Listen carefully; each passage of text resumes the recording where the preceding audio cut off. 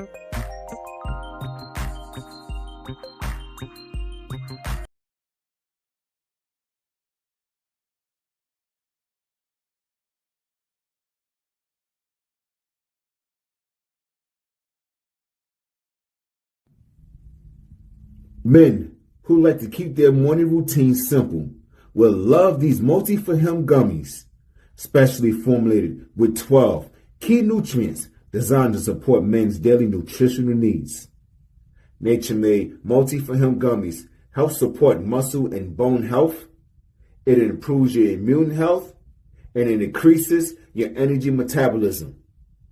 With the quality you can trust, Nature-made Multi for Him gummies have no artificial flavors, no synthetic dyes, no high fructose corn syrup, no artificial sweeteners, and is gluten-free.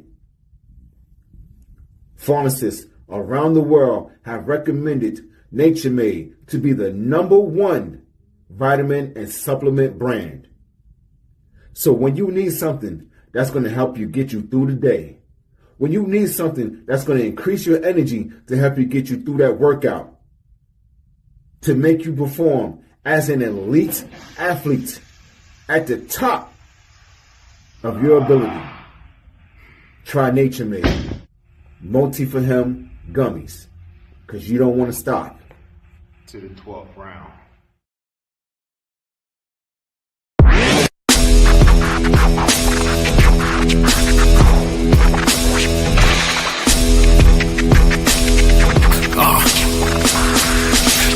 Welcome to the Terror Dome. You should be heading home, cause you could bring all of your ninjas and the Technodrome. I rip right through your flesh and bone and mental capacity.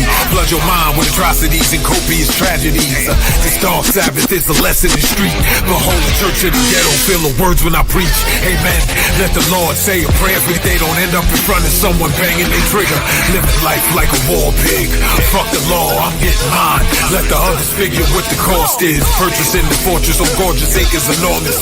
Car park full of foreigners and women just waiting on us. We living the dream. Y'all living like hell is earthbound. We are not the same. You've been a lame since birth, pal. I don't feel sorry. I recommend they go dirt bound. Doggy dog world, and you've been looking like Chuck Brown.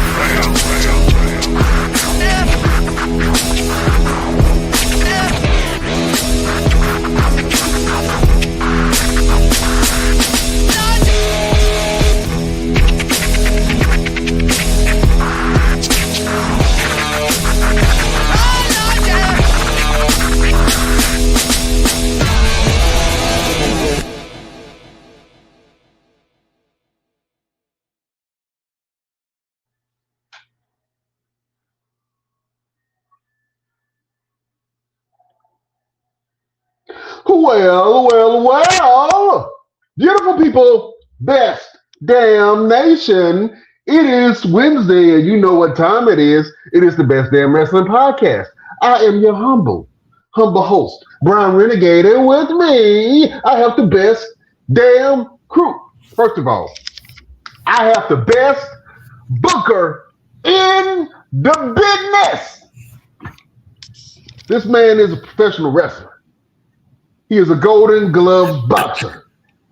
He is a grapple expert. He is the man in North Carolina right now. Right now, you have one of the most dangerous individuals in your household. You're looking at him. The green-eyed bandit.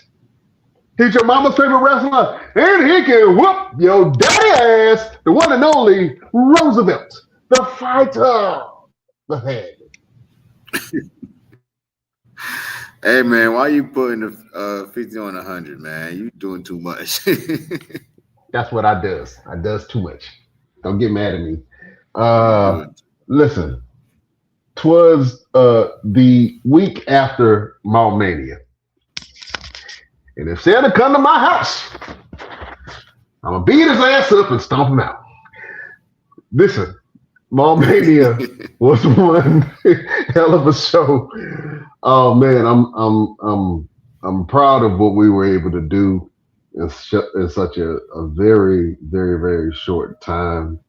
The events like we that we did, it usually takes sometimes a year or more to kind of plan it out. We had a very short amount of time, but the people in the community came out to support in a way unlike I've never seen. And the wrestlers, first of all, I think that on the Mania shows we have one of the best locker rooms in independent wrestling. I can say that that's just not wholeheartedly. us saying that. That's just not us saying that. Other people are like saying it first. We're just repeating what others are saying. Yeah, absolutely, man. He had a great showing. The whole purpose of the event was to raise awareness for autism and for community programs that were seeking funding. We had the Express Job Fair where people can go and get jobs. Live DJ, the whole nine. But the event really. Matter of fact, let me ask you, man. You a wrestler, and you just did another promotion, man. What did the Mania event mean to you? Man, it's like I said in my post, man, it meant family. Like everybody came together, everybody pulled together, everybody was like very helpful, very supportive, very uplifting. Like it was no nonsense, no kind of bull crap going on. Like we was in there and everybody was like a strong camaraderie, you know what I'm saying? Like we created things in this event. Radio Big Mac was the host of the event. Never done anything like this before. You know what I'm saying? He's never been a part of something like this. And he kept telling me, man, I had a blast. You fulfilled a childhood dream of mine. The T-shirt that he had on when he chokeslammed the Grinch was the picture of a friend of his who passed away some years ago, who was a big wrestling fan. They would always talk about wrestling together, like that was their thing.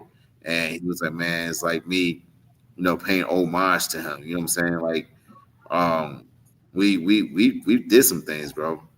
We really did some things this past Sunday, and I'm very proud of everybody that came through. I'm very appreciative that everybody came through. We got two guests that's going to be coming on in a little bit, and one I can't thank enough. Like this young lady, man. When I tell you, I can't, and I tell her every time. I told her this morning, I can't thank you enough. Like I need to tell her every time I see her, or every day, send her a message like, "Oh, you awesome," because there was a lot of things that For me, from my standpoint, is that I was getting pulled every which way. You know what I'm saying? Every time I turn around, Roosevelt. Every time I went this way, Roosevelt. Every time I sat down, Roosevelt. Every time I stood up, Roosevelt. And it was moments where she was like, excuse me, what do you need? No, I needed to ask Roosevelt to ask me. And if I can't answer it, I'll go find out for it. Leave that man alone. You know what I'm saying? And how did it feel for you, bro? Like you flew all the way from Arizona, you know what I'm saying, to for this event, bro. Like how did it feel for you? First of all, I'm tired. I'm exhausted. I'm still tired. um, it's one of those things where we planned on doing this about 3 years ago, about 3 4 years ago. When we first started coming up with the concept of doing the podcast, our whole next transition was like, hey, maybe we should kind of lean into doing a promotion or a show later on down the line. And now we successfully had our second show. Um, I'm eternally grateful for everybody that came together to support and help this event grow.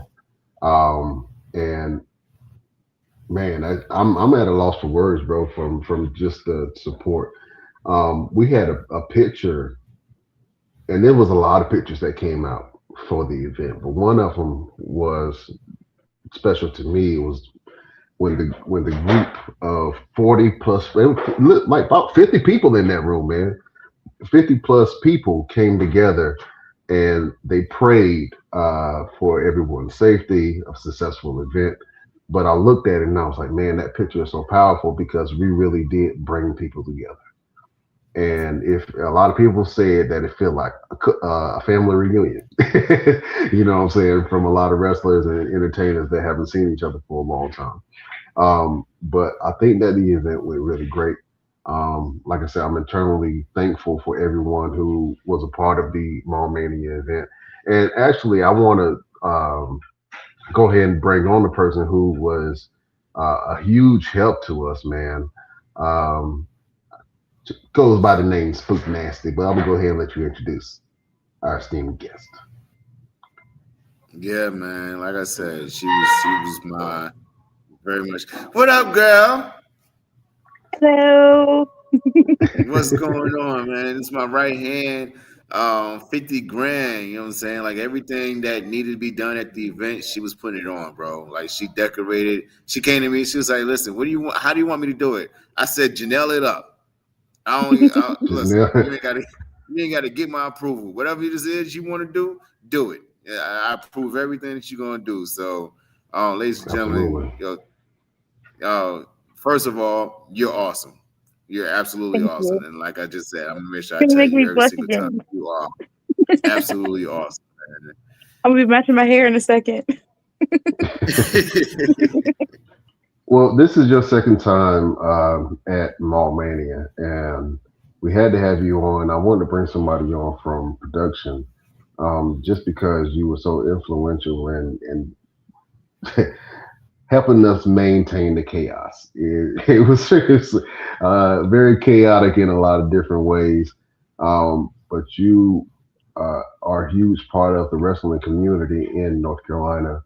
You do a lot of different events, but we really want to say thank you, and that's our thing. Like we really appreciate you for who you are. You are a beautiful person, and you just stepped up when it needed to be stepped up. And I'm the kind of guy, and I know Roosevelt is too, that when we see things like that, we like to, reward people that really stay down and help. And I just want to really, really show my appreciation and just say thank you so much for helping You're us get this welcome. event going. Thank you for giving me the opportunity to help and be there. Sorry, my son. I'm scared he's. Oh, it's funny. My son is the cat. Oh Lord, Yeah. my Yeah, well, bad. just But yeah, let the people know who you are, what's your name, where you from, all that jazz before we get um, started. shoot, I didn't even think about this. I'm Janelle, Spook Nasty on social media, and Fortnite. And I just a big wrestling fan. Like I don't know. Yeah, I get we're big nervous. wrestling fans too.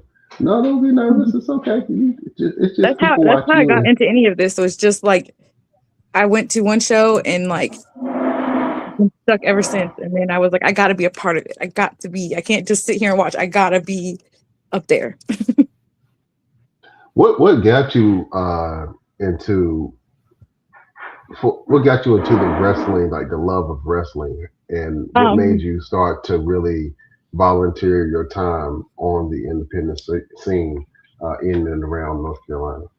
I grew up watching like TV wrestling, but then I kind of like got out of it when I was a teenager. And I have been here in North Carolina for 14 years. And 2 years ago, um, my husband's server came up to, or she always heard him talking about wrestling. So she was like, my dad owns a wrestling company, which is Extreme Shock DA. And she was like, you should go to one of the shows. And the shows he hosts happens to be at the same place where I work at a haunted house at. So we went, we saw Diego, and it was locked in ever since then. Diego is like what opened up my eyes to like, oh my God, I got to see more of this. There's got to be more people like him, like, which there isn't. There isn't.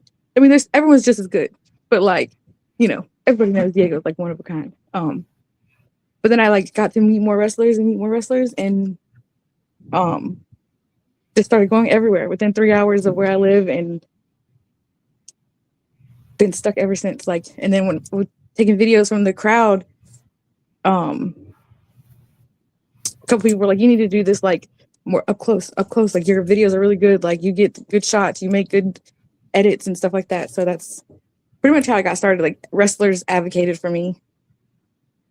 And I really appreciate that because like being a stay-at-home mom, lost in the country for so long, this world is like I said in my post about everyone, this really has changed my whole entire life. Like I don't even want to start crying because I'm gonna just stop because I'm gonna start crying. It's okay to cry. You know what I'm saying? We have tears regularly on this show. You know what I'm saying? That's why we're the best damn wrestling podcast.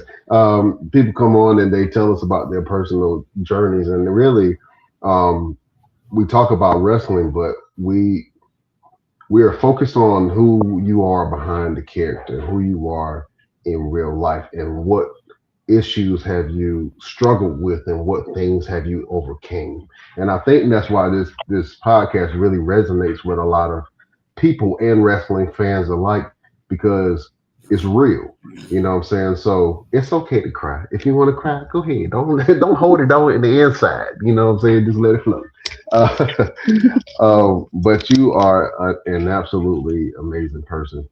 Like I say, from the bottom of my heart, I want to thank you for helping us out. And we got some Sure. more shows coming. Are you going to be at the other Mania shows that we're planning? Fingers crossed. I Fingers hope crossed. so. Because like Absolutely. y'all especially showcase a lot of my complete favorites. So like I like there isn't anything of course within reason isn't anything I wouldn't do for the wrestling community. Like as much as it saved, like even though it's only been 2 years, it saved me so much. There's like I feel like I not necessarily just owe the wrestling community because I don't you know what I mean. But like I just feel like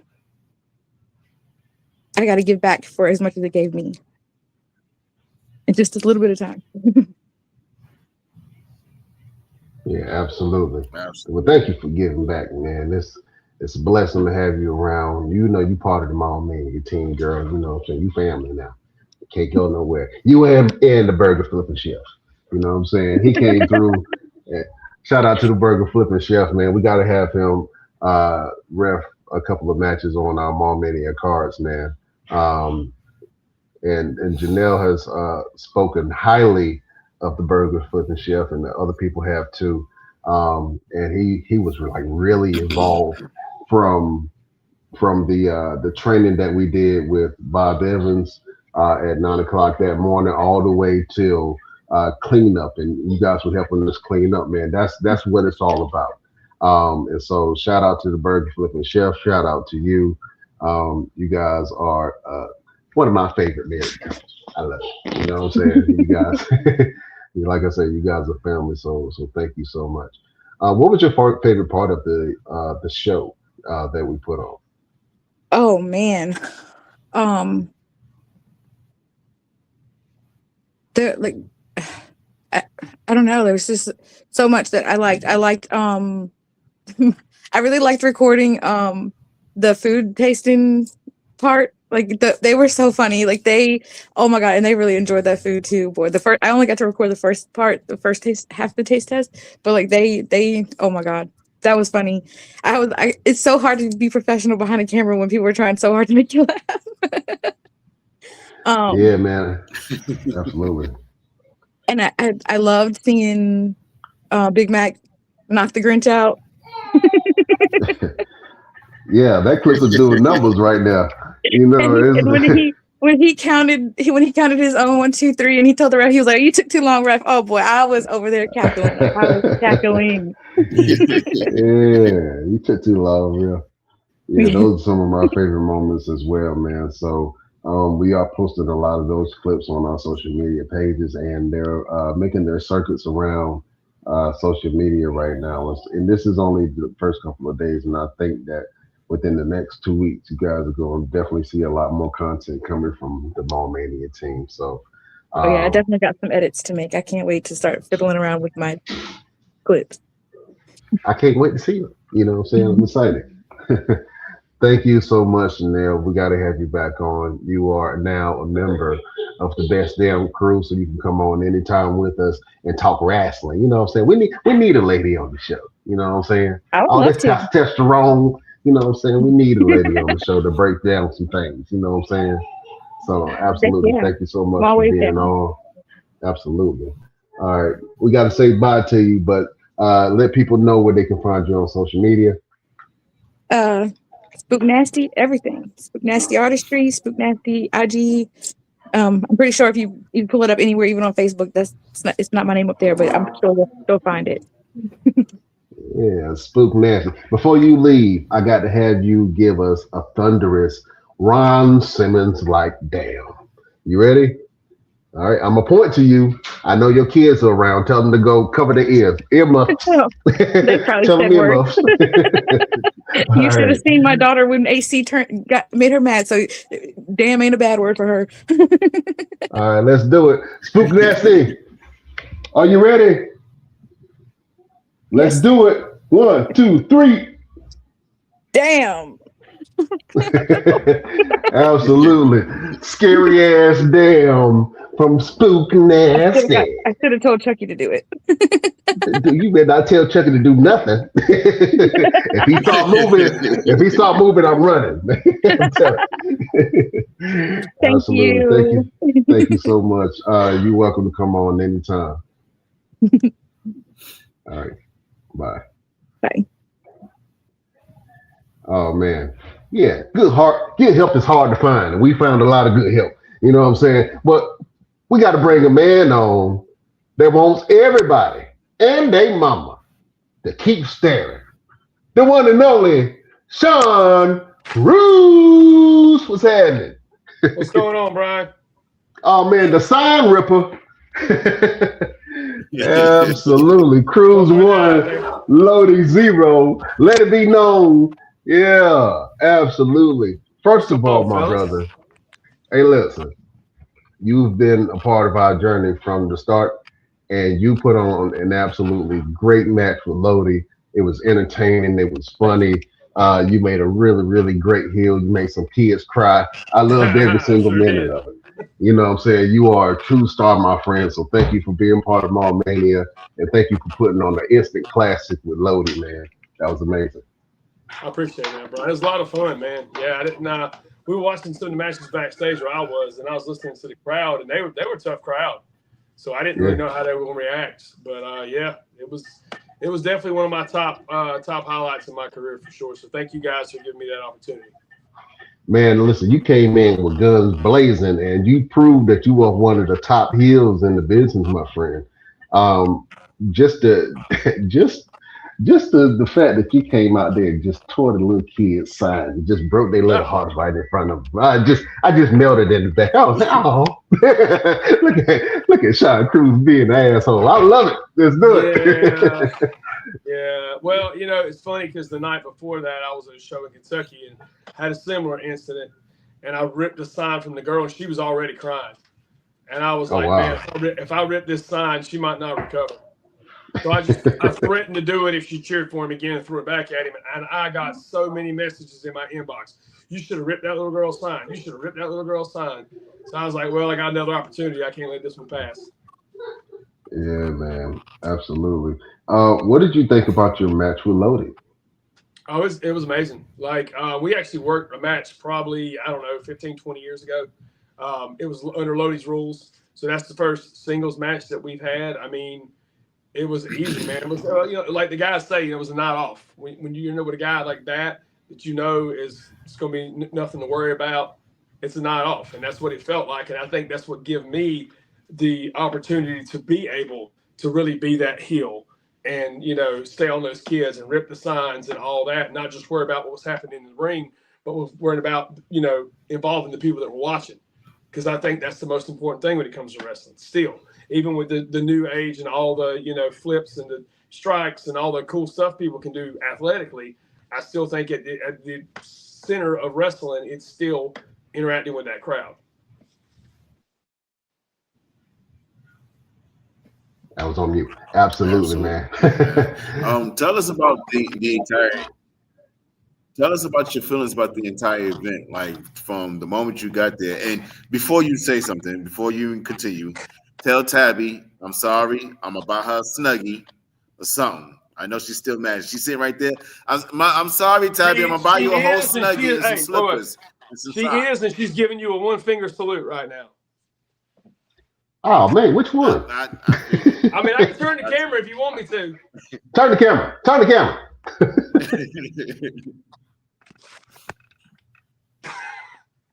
You see her? Don't be like that. Don't be like that. Oh wait, and also you landed on her list longer because you were talking to Janelle and you said, well, Brian, I'm sorry, said about getting a woman's perspective. We need a woman on the show. And she's over here like, what am I? I can be on the show. I'm a woman. I know wrestling. Hey man, we welcome it all, man. We just want good people that talk some wrestling. That's you know what I'm saying? But nah, as far as food, I'm telling you, second I walked in the door, first of all, we got into Greensboro from Kentucky. It's like 4 a.m. I think I got 3 hours of sleep, so I was a little tired when I came in. But as soon as I walked in the door, it looked like some kind of family reunion. Like there was people I hadn't seen in forever, like Joe Black. It was people I see all the time, but it's always good seeing them. Bob Evans, it's always great to see Bob, and like, man, it was a really cool setup. Yeah, it was like you walked in and you knew like it was something special. You know what I mean? And that's not knocking like any other event that I'm on, but it just felt different. You know what I mean? The vibe, the air felt different when you walked in the building. Now I'm not going to repeat what Roosevelt said to me when we got there and hugged, but do you still feel that way? Absolutely. You still feel that way? You remember what you said? What I'm supposed to do if you decide to do something else again? Oh, yes, I do. I still feel that way. I very much do. Yes. Okay. So I told him, I said, if I decide to do another event, y'all better come and kick my ass, okay? Because get a whole group of people. Yep, get a whole group of people, do it at night, do it in the wintertime. Yes. Because that's when your weakest. Yes. Get every last one of them because that was just a lot. But we got 2 more events and possibly 3. So I was gonna say, I mean, you must still not feel that way. Either that or you a masochist. Like you like pain. I don't know. Well, you know, I think he absolutely loves pain. I think I do too, because we're doing 2 more events and we're making it happen. You know what I'm saying? 2026 is going to be a great year for us, and we're just trying to do things bigger and better. Obviously, we have a few things that we got to tighten up on, and you know, for us to still be new and run a promotion, we're learning a lot and but the love that we're getting is so pure, man. And I think that for the talent that we have on the roster, it really allows us to not only see how people can shine, right? Because when I first saw you, I was like, "Oh, Sean is a star, man," and he just needs those right platforms and the right types of opponents to challenge him and bring that out. I will never forget the and actually, Sean, I have to say that you kind of helped us kickstart this whole thing because you and Roosevelt had that knockout, drag out Iron Man match, which I still think is an instant.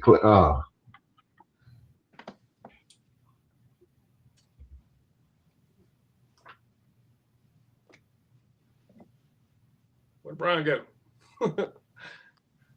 Oh, I think he's having some technical difficulties. We can't hear you, Brian. I can already know he's about to say it's an instant classic, and yes, absolutely. You were the catalyst for us being to wanted to do all this, and then you was also part of the hyperdrive tournament in Fayetteville, and that's really what got us really kickstarting because it was like, man, we got a lot of good feedback from this. Why don't we do this on a bigger scale? Why don't we get a building and actually do something? And we sat back and we had several conversations, and I was sitting back telling Brian, I was like, nah, no, no, no, no, no. He said, man, just imagine what we could do. And I was like, no, no, no. And then I finally was like, all right, all right, let's do one. Let's see what happens. Let's see what happens when we do one. Man, it was great, man. I mean, I know that the first one was there. I wasn't there for that one, but this one was incredible. I mean, the fans seemed into it. Everybody was that I talked to loved it. Seeing social media stuff on everywhere about it. But I got to ask, like, you got these next 2 or 3 shows coming up. Like, what's the brother got to do to be a part of those? You know what I'm saying? Like I can get plane tickets, I can get passports. What you need? Man, all we asking for is for people to rock with us. You know what I'm saying? If you rock with us and you really try to make something that if you really believe in what we're doing, we believe in being able to make something happen for you. That's the main thing, man. Of course, we can't put everybody on every event. And I try to tell people that all the time. You know, it's the method to the madness. You can't put everybody on every event, but just know that as long as we keep doing these things, some big things are going to happen for some people. The first event brought on some really big opportunities. This event, we're waiting to hear back from a couple of people. That's going to bring some big opportunities. You know what I'm saying? We already got Nashville pretty much in the talks right now. We've been wanting negotiations with that. We get ready to start talking to the mall in Vegas to see what's going to go on with that. Greensboro is all. Greensboro is home. Greensboro wants us to come back as much as possible, and it's going to be some big things coming with that once we lock in and put some ink to paper. Because we I talked about it with you a little bit at the show. I'm not going to say too much on here. Yeah. Some really really big things is happening, man. From the moment you got there to the time you left, and I know I spoke to you right after your match about how you felt. Outside of it being a family reunion, you catching up with everybody. Like, what did it mean to you to be a part of something on that scale of entertainment? It meant everything, man. Like I said, man. Like when that event was just different. You know what I mean? Like it wasn't just like a show. It was an experience. Like I felt like y'all really tried to bring together the best of the best. And the fact that you included me in that list, I mean, that means everything, man. You know my past, you know my history, you know everything. And for me to be a part of something this big and this important and this cool, that's awesome, man. Like I can't thank both of you guys enough. I know you thank me for being a part of it. I want y'all to know that I'm grateful for y'all letting me be a part of it. Yeah, absolutely, man. Like we say, you've been rocking with us since the first little gimmick that we put together with the Iron Man match. Um, Outside of your match, was there any matches that stuck out to you that was you was like, oh man, that was a really good. They really got busy. Like I want to step in the ring with those gentlemen. Like what match stuck out to you the most? So I mean, obviously the main event was absolutely bonkers. Like them six dudes were beating the holy hell out of each other like that. But I mean, but that's what you expected. You know what I mean? Any of those guys, I would absolutely step in the ring with. That was incredible. But I'll tell you what, one that I think probably opened a lot of eyes to both of these guys is St. Julius and Jamari Jace. Jace, whatever you say it. Yeah, I was very entertained by that match, man. They went out there and they did their thing for sure. And there was a guy named Roosevelt that wrestled Jaquan there.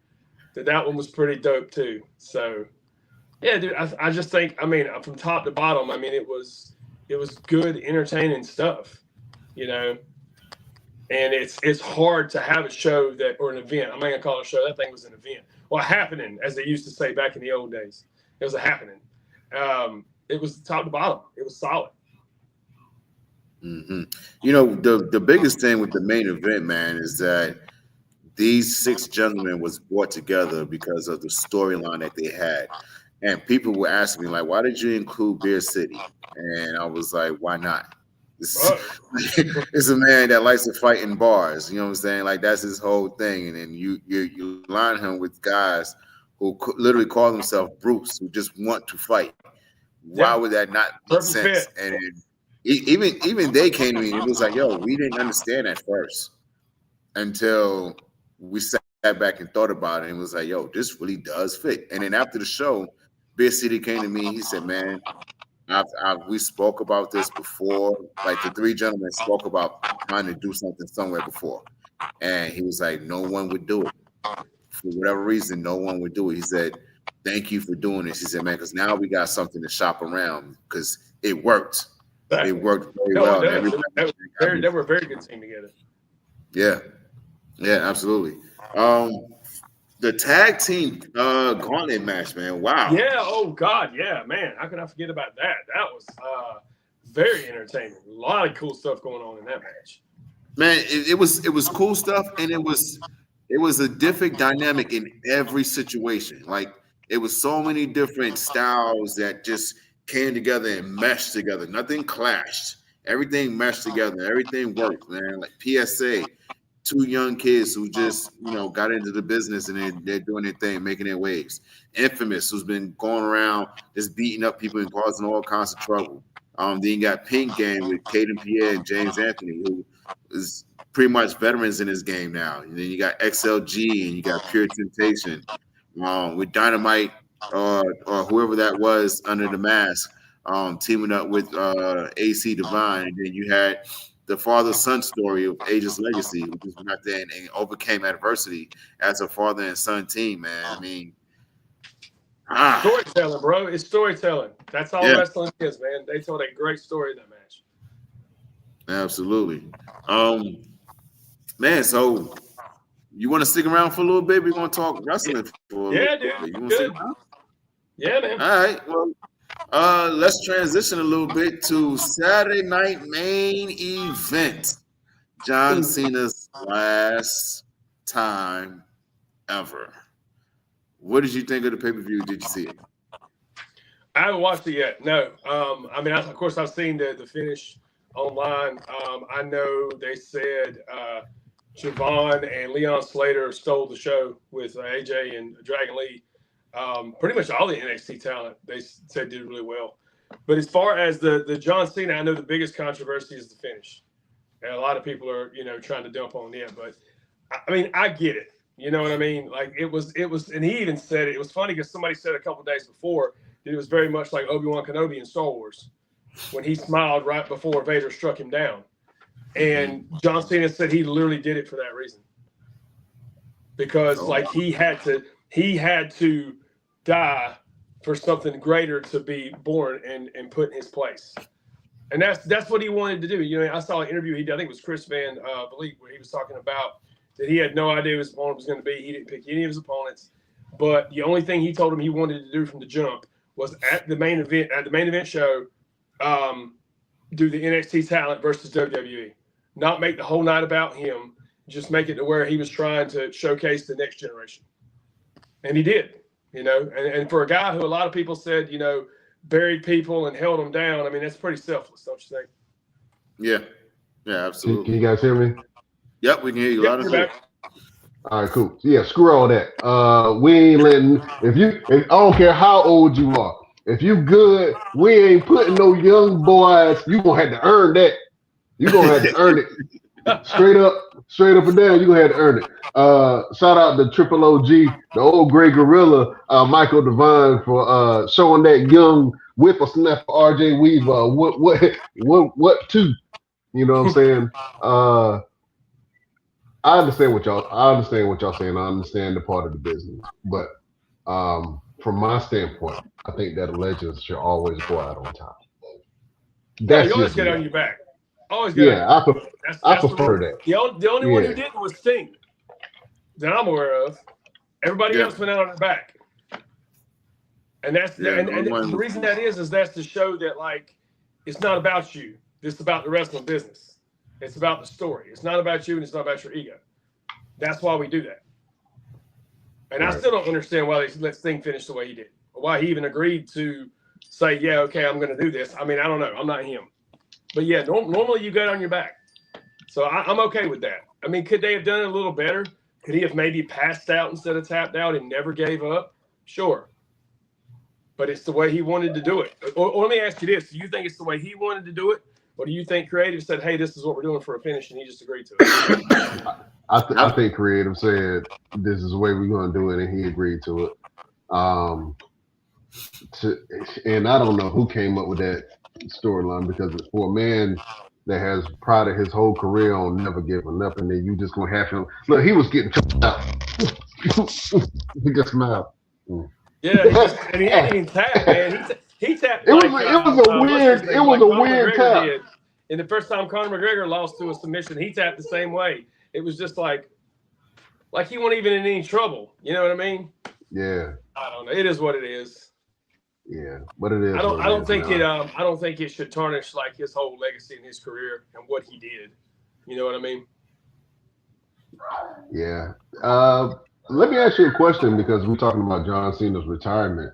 Who do you think had the best send-off in professional wrestling? Jeez. It would be hard to not say Shawn Michaels with the second match with Taker. I mean, both those matches were classics. Bret Hart never really had a send-off, did he? He just couldn't wrestle anymore, right? Because it was after the concussion and all that from Goldberg. Well, Goldberg, complained about his. He said he should have had a moment and all that kind of type stuff. I mean, that is what that is. But I don't know. I guess Flair. I would say Triple H. Oh yeah. Well, so speaking of Triple H, what do you think about him getting inducted into the Hall of Fame next year? Why? I mean, it kind of seems like self-gratifying. It's like self-serving. Yeah, it's very self-serving. But you think about everything he did when he was the guy on top, and he was the main heel, and all the babies were chasing him for that title. He was a damn good heel. He was damn good at what he did. Yeah, but you already in there. I don't know. You could have easily gave somebody else that spot. Yeah. Well, before we continue, let's ask a man whose caption on his entire video right now says that Triple H is trash. Let's ask a man. He is the guru and the bad guy of the Best Damn Wrestling Podcast. Oh, no. Welcome back, LP. What's going on, fellas? Man. We talking about Saturday Night Main Event. We kind of recapped on Mania. Real quick, give us your opinion of Mania. You was there in the crowd. Tell us how you felt about the entire event. Oh man, I thought it was real good. I got to tell you, like, that little girl that you ripped that sign, she gonna find you in a couple of years Me and my daughter watched it. We watched it as it happened. As soon as he took the sign and ripped it, she had a hoodie on because she was cold, but she balled herself up. I mean, she was pissed off for the rest of the whole entire event. We could not stop laughing. So you made it in me, sir. She's gonna find you one day. There's actually 2 pictures that Robert Holt, a shout out to Robert Holt, Fisticuffs Photography. He took one of it's a boy actually, and he was holding the sign. And then the other one is after I ripped it, and he's pulled up in the hoodie and he's all sad. Those are the 2 best pictures I've ever seen in my life. Yeah, he actually taken one of the rip halves and then took the picture of it, which is kind of diabolical. Absolutely. What did you think about Sean Cruz and Lodi's match in the whole? LP. What you saying? I'm sorry, I couldn't hear you. I said, what did you think about Sean Cruz and Lodi's match in the whole? Oh yeah, it was great. I like the way it started off. Giving the. Do I sound bad? It sound like I'm getting echo. Am I echoing? You're kind of coming in and out. Oh, okay. I thought I was tripping. Hold on. Let me see. I don't know if I can fix it or anything. I might have to log in and come back out. But oh yeah, I love the way it started and how he didn't give a damn about Lodi or him, getting his little fan support. And I like the fact that Lodi lost. I kind of expected Lodi to win, and I was like, Lodi's gonna win. And I like the way it kind of goes back what you guys were talking about earlier about Cena. Like, it's better when you don't expect it to happen. Because I was really shocked. I was like, what? He lost? All right, they keep underestimating and doubting me, man. That's all right. I'm gonna keep proving everybody wrong. Absolutely, man. Well, Sean Cruz, man, you are a top talent, my brother.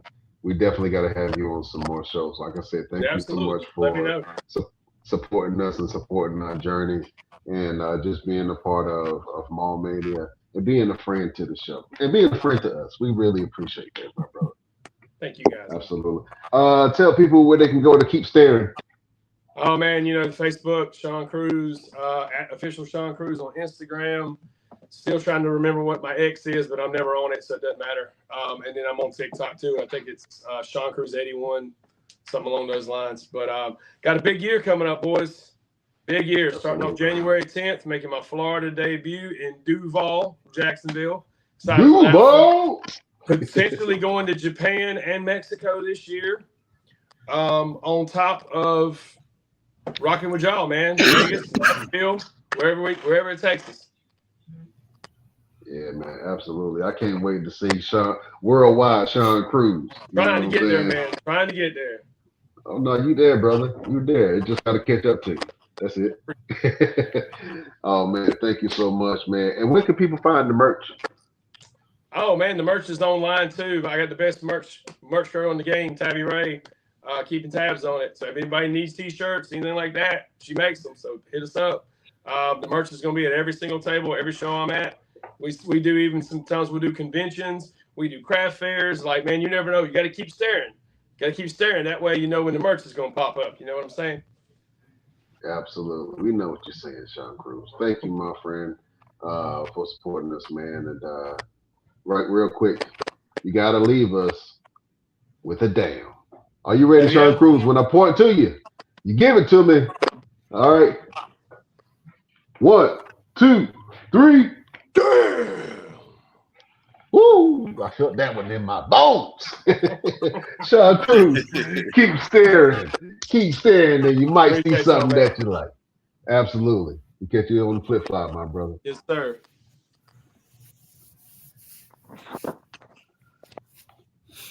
LPZ. LP, can you hear us, sir? Is he frozen? I can look all in his ear. He ain't playing. Gotta get one of them Q-tips. He in there doing something. With peroxide. Absolutely. We're going to have LP back on the show, man. He gotta just log out and come back in. But listen, man. All right, we got another guest that's about to hop on in a second. Roosevelt, what was your favorite matches of? Now I know we didn't really get a chance to sit down and watch all the matches, but what were some of your feel good moments during the Mania show? If you want to talk about feel good moments, man, I got to start with Radio Big Mac. When he got there and he came to me, he said, "Man, 14-year-old me is losing his mind right now." And he was like, "Man, I'm gonna be honest. I might try to do a leg drop. I might try to come off the top rope and whatnot, and I might do this." And I was like, "Hey, man, listen, we'll show you how to do it correctly if that's what you want to do." And he was like, "Yeah, man, I'm with it." And then he got in the ring. He was like, "Yeah, remember all that stuff I was talking about? Yeah, 39-year-old me talk to 14-year-old me. We ain't doing none of that." But he was so excited. Like he's been to wrestling events. He's been to WrestleMania. He's been to like SummerSlam. He's been to WWE wrestling events. But to be at an event and be part of it was different. And I don't think a lot of people understand being part of a wrestling event and being at one is two totally different things, man. And he just came to me after he got done and he was on his way back to the airport. He said, "Man, I had a blast. Like you have no idea how much you've um what you've done for my childhood dream and all these different things." And like before he even got there, when I first contacted him about being part of the event, and told him, "Yo, man, it might be a chance for you to get in the ring." And he was in the gym heavy, like he was already doing his workout with his 10,000 steps and whatnot. But he was like, "Yo, I'm going to the gym because I want to make sure I look like I can actually do something in the ring." And he was very dedicated to that. And I think that's what we do for people. You know what I'm saying? Like their mindset starts to change a little bit. Like he was already on a healthy path, but it made him go a little bit harder because he knew he was going to be part of something special. And when he left, he said, "Yo, this was definitely something special," and he wants to be part of it long term. So, ladies and gentlemen, you might see Big Radio Mac right here on the Best Damn Wrestling podcast, doing an interview or chopping up, talking about wrestling, but you would definitely see him at another Mall Mania event. We got LP back in the building. What up, P? All right, am I still choppy? No, you good. Okay. I don't know what was going on. Yeah, but man, dial-up service. I say you in the country, you on that dial-up service. Hey, it's crappy today. But yeah, man, I enjoyed the whole event. Man. I had to bring my daughter with me, and we sat front row, and I took pictures or whatever, and just really got back to sit and really enjoy the show. But it was real. It was real good. It was a lot of storytelling that I didn't, everybody in the crowd necessarily didn't know what the stories necessarily were, but I could tell it was some stories being told in some of the matches. But yeah, I think it was real. I think it was real. One thing I didn't see that I wanted to see was y'all Hyperdrive champion getting payback for his cracked ribs from last Mania. I really thought I told my daughter, I said he gonna show up when the guy that cracked his rib had a match. What's his name? Blade Brown. Yeah. When he had his match, I told my daughter, I said he cracked that dude ribs. I know he gonna show back up. So that's probably the only thing that I thought was gonna happen. So yeah, y'all definitely gotta bring that story back. You can't go cracking no man ribs and not go finishing that story. The thing that I'm realizing about the wrestling business is that things change all the time. And sometimes you have to think on the fly. We had a whole mapped out match and finish and the whole nine, and we didn't get a chance to tell that story because one of the talent couldn't make actually a couple of talent they couldn't make it at the time. And so you have to think on the fly. So we made a triple threat match the last minute, like literally, literally last minute. But Rip Cannon is a star, man. He definitely showed out. And your boy Keith Mack, yeah. Shout out to Keith Mack, man. Keith Mack came out there and made everybody party. You know what I'm saying? And then Blade Brown is just listen. Blade Brown is the future of wrestling, bro. And I like he's scary. Me and my daughter both said like most wrestlers are in shape. That's a regular thing, but he really looks like he would knock your head across. Like I told my daughter, if he came up there and slapped my wife, I would be like, man, what did she do? what did she do? You should have told me so I could have slapped it for you. I might want to slap the tooth, girl. Like, I won't want no problems with that brother at all. Like, I don't know, that dude is scary as hell. Yeah, he was locked in. Even on the softer moments of the show, when we were back there laughing and joking, I just looked at his face. He looked like one of them dudes that just got out of jail, and all of a sudden he's in this party, and he's what was my man on the Friday after next? Damon. Damon. Yeah, Damon. He reminds me of Damon when he was sitting there at the party. I don't want to dance with these hoes. he just licking to take somebody out.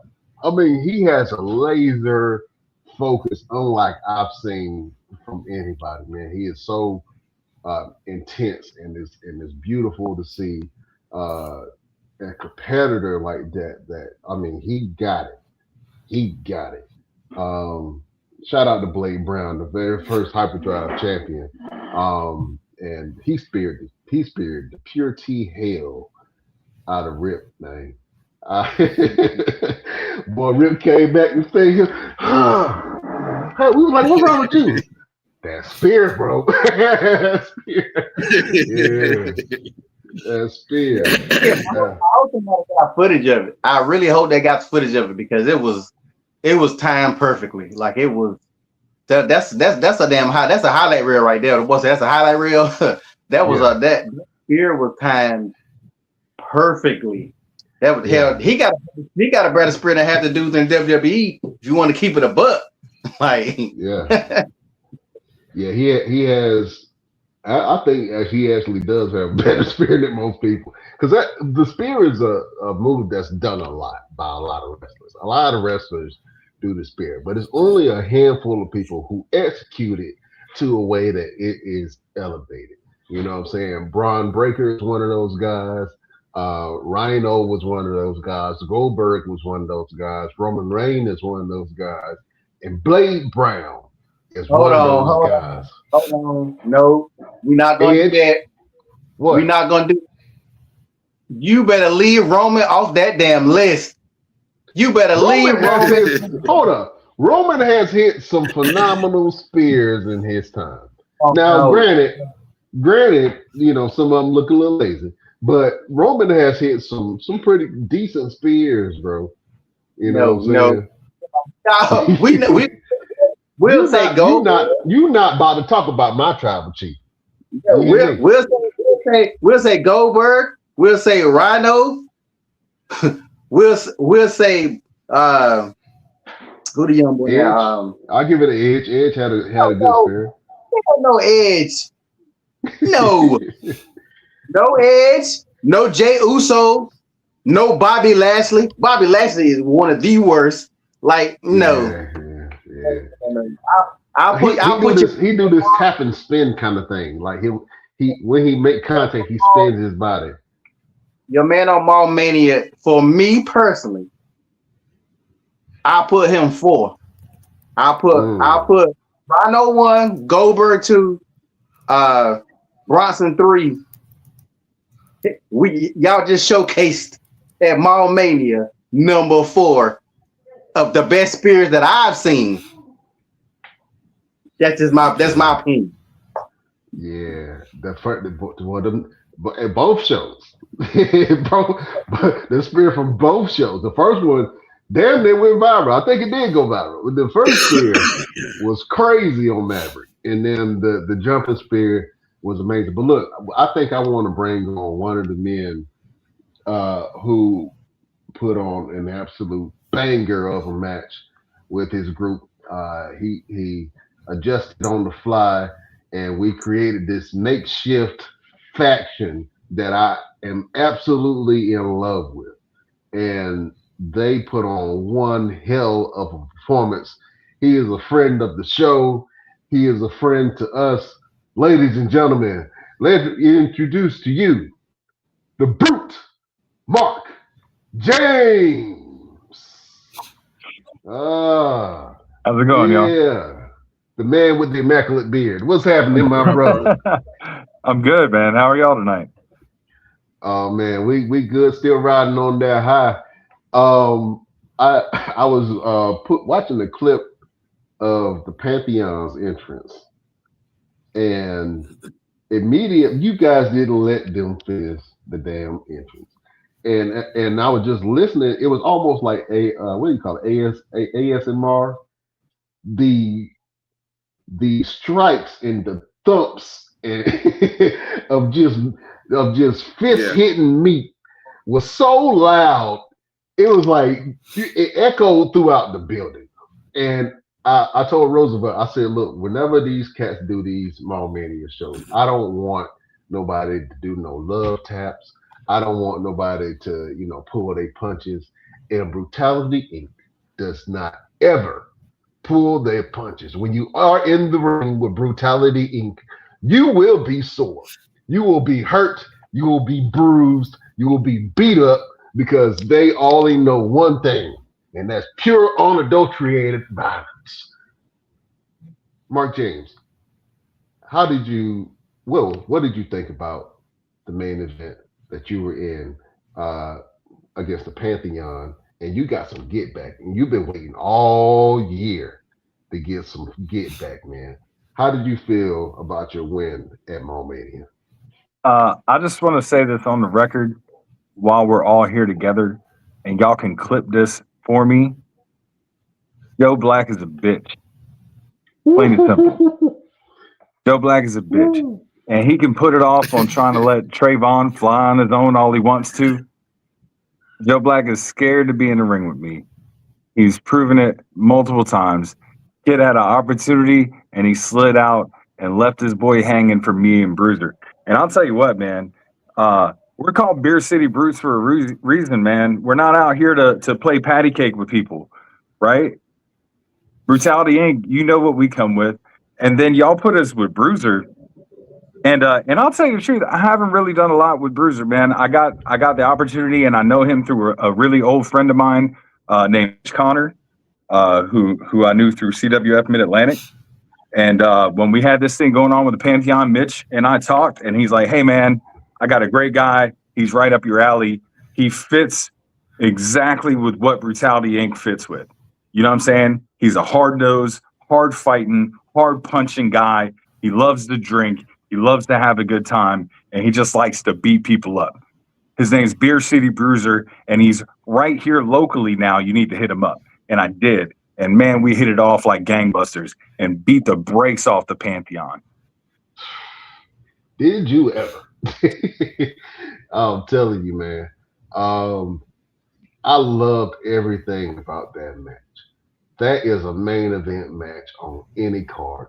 And the way that you guys gelled so well and worked so, like, I would have thought that y'all had been a faction for years. It was a beautiful thing to watch. It was orchestrated violence, and like I say, you just fit so well together. Um, I know we kind of still trying to figure out the name, but I definitely at the next Small Mania want some Welcome to Brute City shirts. Absolutely. I've actually already got the logo, man. We got Beer City Brutes logos, and like Beer was wearing it during the match, bro.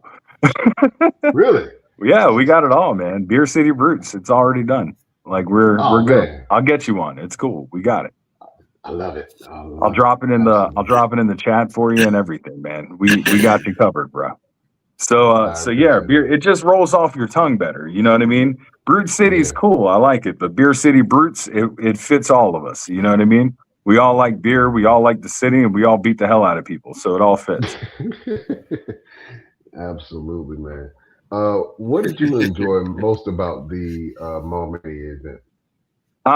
Man, I love the fact that again, everybody likes to put out that family thing, but it's really a cool time when you get to walk into a locker room full of friends, uh, and a few enemies, obviously, but you know what I mean. For the most part, it's people that you haven't seen and people that you know you want to see, and people that you want to be in a locker room with. There's a lot of really smart minds in there, and I like, for example, just teaming with Beer City Bruiser.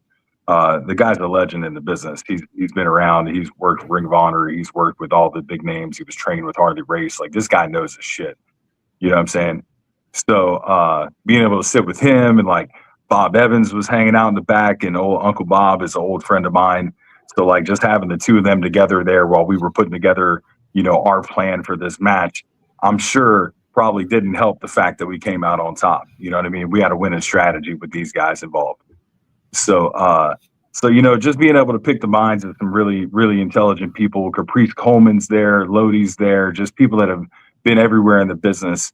And you know, for guys like me who've been around for a while but never really made it to like television or the contracts and all that crap, you know, it's cool to have people around that have, so I can, you know, pick their brains and see how I can get better and do my job better as a performer and a wrestler too. So it's all helpful, man. But I love it. It's always a great environment. It's always a really cool place. The crowd is always awesome. The fans are hype. Danny Ocean's there, keeping everybody going.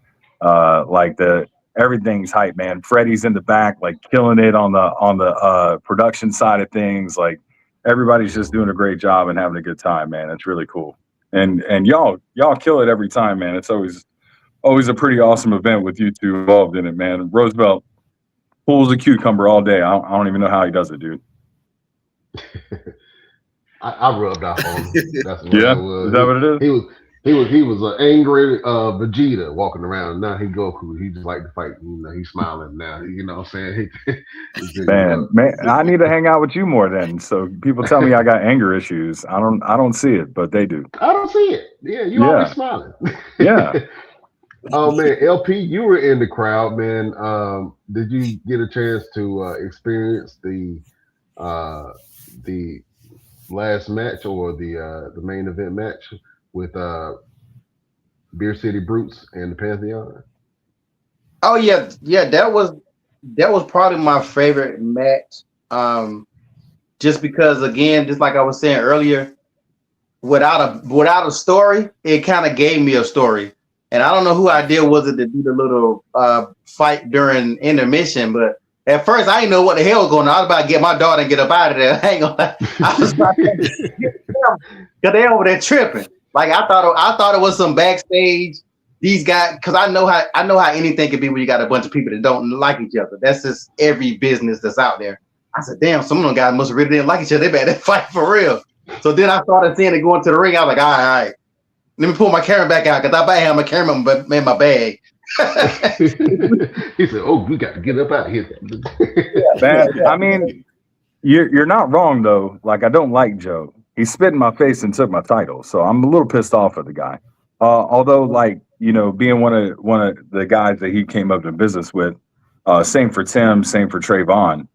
You know what I'm saying? These are guys that I've known for a long time, and I feel pretty disrespected by these guys. So I don't really like being around them, man. You know what I'm saying? So they came up to me at intermission. I'm at my gimmick table. I'm with my wife and my kids, and like they start talking trash to me. Tim out of nowhere hits me in the back, and it's on. You know what I'm saying? Like I've been trying to be professional, and Roosevelt saw it all day. Brian, y'all saw it all day. I've been around the Pantheon. I ain't starting no drama. Y'all know I've been wanting to get a hold of Joe, but I've been a professional because that's my job. You know what I'm saying? So like these guys came up to me at intermission. I got video too. My sister-in-law was there. She recorded the whole thing, man. Tim comes up. He's like, I'm mad. And he hits me in the damn back like a dumbass. And then next thing you know, we're scrapping. You know what I'm saying? Things is crazy. Joe ran away from me and got into the ring because, again, Joe's a bitch. He's about himself. That's it. Joe just likes to run. And that's fine. Eventually, I'm going to catch his ass. Well, look, man, we have a special surprise. We've never had both of these guys on the show at the same time. I want to introduce to you your brutality brethren, the one and only Alex Evans. What's happening, man? What's up, man? How's it going, guys? How are we? Well, I had to come on because I was doing a little something and I had the podcast on in the background like I always do every week.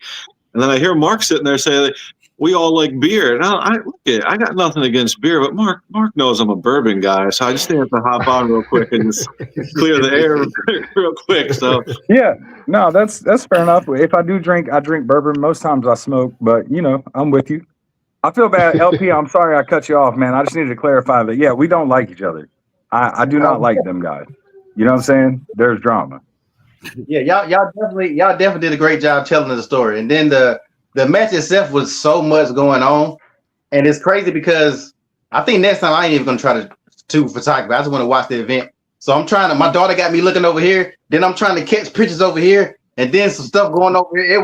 I was just like, what the hell? Like it was. I like chaos though. So, and then the match itself.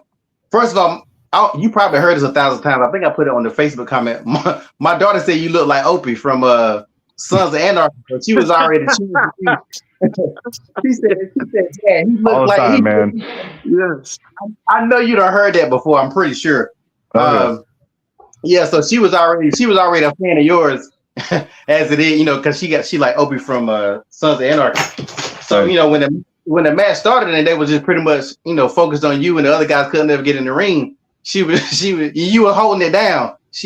I know that was like one of her favorite matches. And my daughter doesn't watch a lot of wrestling since she's gotten older. So, and she definitely never really been to an indie show since years when she was younger. So my daughter's 22. So to see a 22-year-old who don't really watch indie wrestling at an indie show, enjoying herself and loving the energy, that's what it's really all about.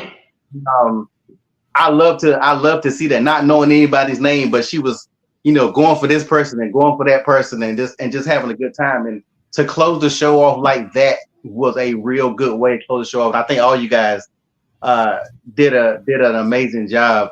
Yeah, like Brian was saying, like if you close your eyes, all you hear was meat slapping.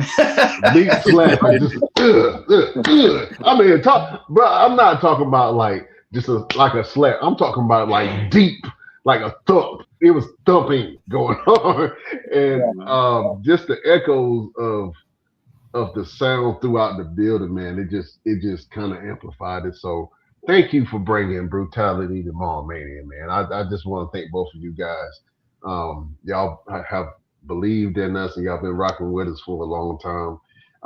And I just want to salute y'all for always delivering, always performing, and being the humble gentlemen that you are. Thank you both for being a part of our journey. Oh man, thank you. I think I can speak for Mark. Thank you guys for having us involved from the get-go, and we look forward to much more chaos. So if you don't know already, Mark and I are pretty much agents of chaos, and we just love putting on a good show and love fighting, and the more the merrier. So we look forward to doing it a whole lot more, and hats off to you guys for pulling off another amazing show, and just can't wait to see what the future holds in 2026. Absolutely. In 2026, hold on, I got to say this real quick. In 2026, you got something big going on yourself, sir. Can you talk about it real quick? Me? Yeah, you. What do I got going on? Man, you provided some opportunities for some ass whoopings in the Raleigh-Durham area. First of all, I'm proud of you, man. It's just for getting started and creating something that's going to be phenomenal. And I know we're going to support you in your journey as you guys grow as well. But just talking about your promotion that you're running in 2026. Yeah, and it's just I don't want to take too much time on it, but it's just being a worker and a wrestler and having been to a lot of places in North Carolina and outside North Carolina, you kind of get an understanding and a grasp on what works, what doesn't, what's a good environment, what's a bad environment, what's unhealthy, what's healthy for the workers and for fans and everyone involved in the promotion. And I just wanted to create something cool. I wanted to create something fun. I wanted to create an environment that people are going to be proud of, and that includes the workers themselves and everyone else that's involved. So I made some moves and got a venue and purchased a venue, and we're going to have a mainstay and a staple in the Triangle area starting January 24th, and it's just going to be cool, man. And I gotta tip my hat off to y'all, and to even like you see people like Christian and Newborn Wrestling that are just are really showcasing and showing how promotions and events should be run. So hats off to you guys, and it was very motivating to see, and knowing that I can have an awesome team behind me, including Mark and several other individuals behind the scene. We got something special cooking, man. It's going to be fun. It's going to be one hell of an environment. And like I said, Mark and I like chaos and controlled chaos at its best. So we're gonna be bringing the noise, man, to the Triangle area. And I look forward to having you guys be there and be a part of it. And I have a strong inclination that 2026 is going to be really, really good. To everyone in this pod right now, and everyone that's been involved in Mall Mania, and I feel like 2020, we always hear it towards the end of the year, right? Oh, next year is going to be my year, and I'm going to do this, I'm going to do that, blah, blah, blah. Nah, man, like we're about to turn shit upside down and have a lot of fun doing it. So thank you for allowing me the platform to showcase that real quick. And the other thing too is that, like, I'm not a promoter, right? I've never promoted an event in my life. I'm a worker. I'm a wrestler.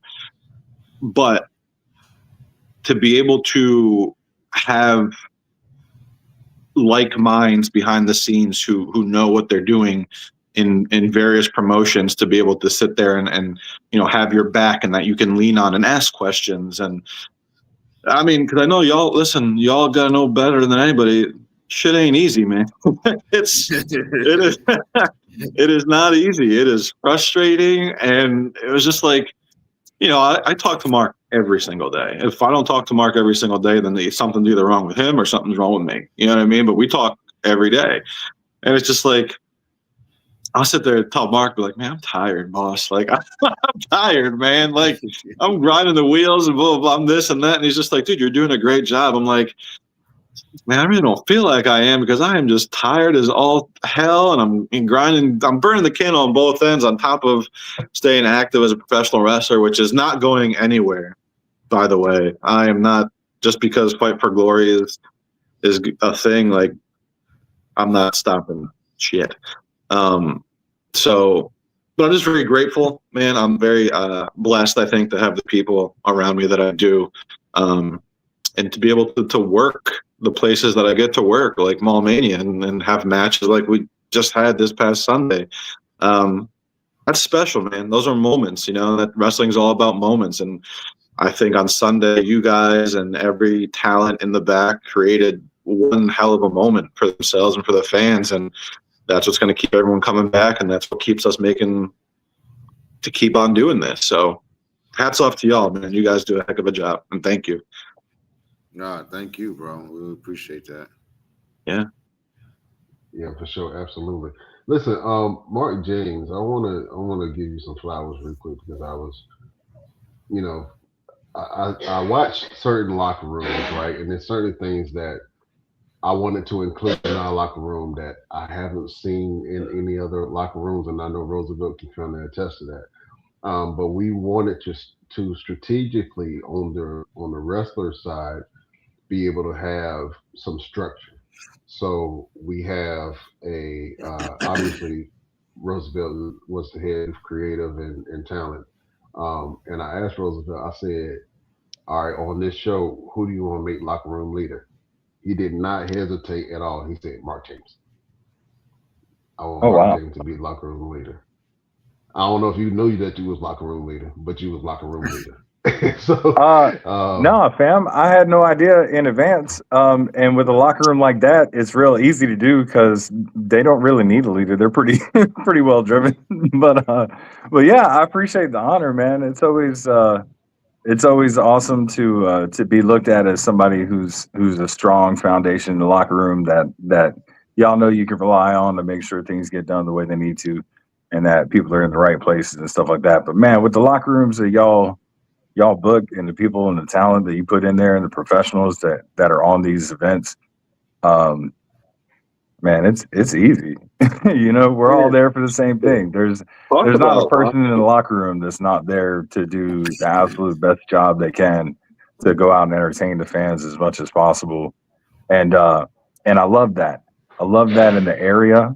I love that not just at this show, at like literally every show that I'm on now. Any event that I wrestle at is a locker room full of hungry people that are trying to go out there and steal the show. And like it's like another renaissance on the indies in North Carolina right now. There's so much talent. We're almost a glutton of talent in this area. You really can't go wrong. So like, and all of them have some sense about them. It's not, look, man, Roosevelt and I, when we came up in this business, it was full of hard ass dumbasses. You know what I'm saying? It was a bunch of good old boys, grab ass in the locker room, being stupid, doing dumb shit. You know what I mean? Hazing each other and whatever. Ain't nobody doing that shit no more. And the places that do, don't nobody want to work there.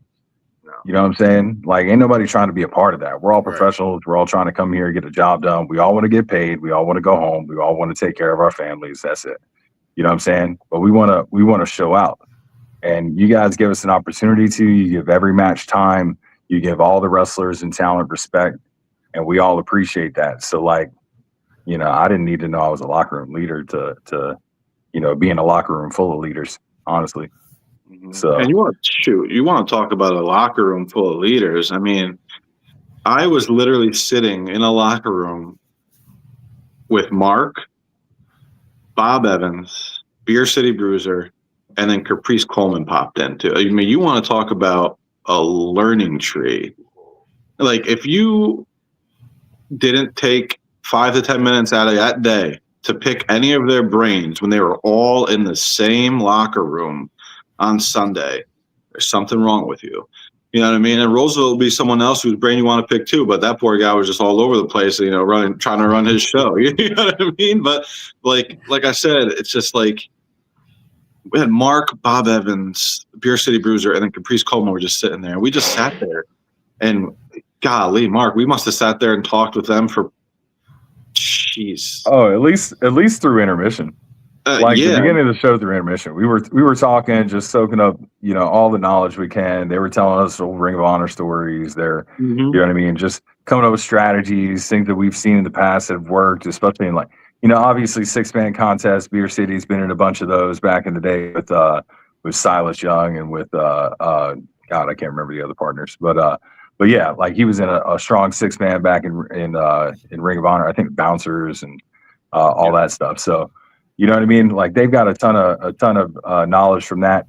From our times, Alex and I, we've been involved with the process with Jackson Drake for a long time. Like, we've got a lot of 6-man experience as well. So, it was a great group to come together. But like, as far as knowledge and again wrestling ability and wrestling knowledge and man, just anything you need was there. It's crazy. And like OG Mike Devine is there, and I love Mike. I've been around him for a real long time. He's got a way to think about the business too. So everybody's kicking in on this match.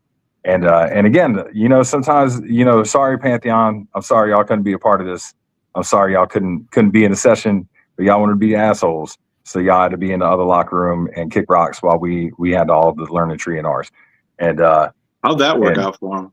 Yeah.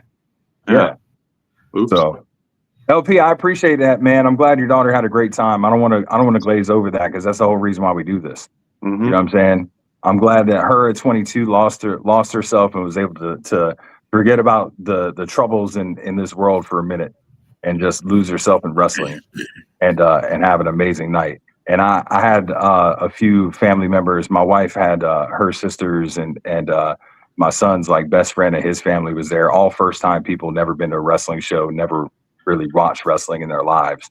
And it was the same response, man. I've actually got a video of them during our match and I could hear all the commentary and everything from them in the background and, oh God, and this and that, and, cheering and everything. Like, and you could tell like people really lose themselves in the moment. And that's the whole point of what we do. Because damn, this moment needs to be lost a little bit. You know what I'm saying? It's heavy right now, and everybody needs to forget something for a little second. You know what I mean? Take that break from reality for a moment and just go and enjoy yourself, and then you can come back and dread life later. You know what I'm saying? Or focus on life later. You know what I'm saying? But for a second, it's really cool to hear adults that became kids again for a second and enjoy themselves in the match. It's awesome. And just to touch on what Mark just said right there too, just real quick, it's just that the world we live in right now, it's a pretty crazy place. You know what I mean? And there's some weird times going on out there. And you guys provide us the opportunity and the platform to just go out there and just show off in front of fans. You know what I mean? And just whether it's for 30 minutes or 3 hours, however long it is, for people to go into an event like that and just forget, right? Just forget about what's going on out there. And they're just so fixated and concentrated on the moment that we're creating and that they're enamored by. And it just gives them that piece of comfort and fun and excitement. And, just to forget about those worries and forget about how crazy the world is right now. That's a very special thing to be able to do and to be able to provide. And even like what LP was saying, like his daughter, 22, she hasn't watched it in a minute. She went to this indie show, not something she watched on Netflix, not something she watched on TNT or TBS. She went to an indie show in Greensboro, North Carolina, and she was like, wow, it's almost like she got bitten by that bug again. That's a testament for $10, guys. Yeah. I just really want to point that out because, like, legitimately, you bring your family out for, family of 4 for $40. That's huge. I've got a family of 4. Nothing fucking costs $40. Sorry for language, but it doesn't. Nothing does. You know what I'm saying? I got a family of 4. You can't get in anywhere for $40. Period. No. So like that's huge too. Sorry, Alex, I didn't mean to cut you off, but that's not legally, just a big point to make. Yeah. Go ahead, buddy. No, but it's just again, it's a testament to what we do, and more importantly, to what y'all provide, and allow us to do on a platform like that. You know what I mean? So if that kid or that adult is having a shitty week, a shitty month, or whatever the case may be, and the holidays are right around the corner, and it's just like, man, in those 3.5 hours, they were just lost in that moment and enjoyed the show and went home happy, and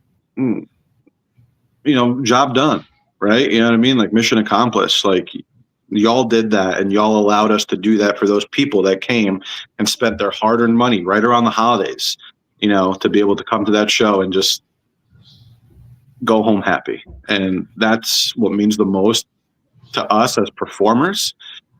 So again, I sound like a broken record, but thank you all very much for allowing us that platform and for bringing us onto the show and letting us have fun.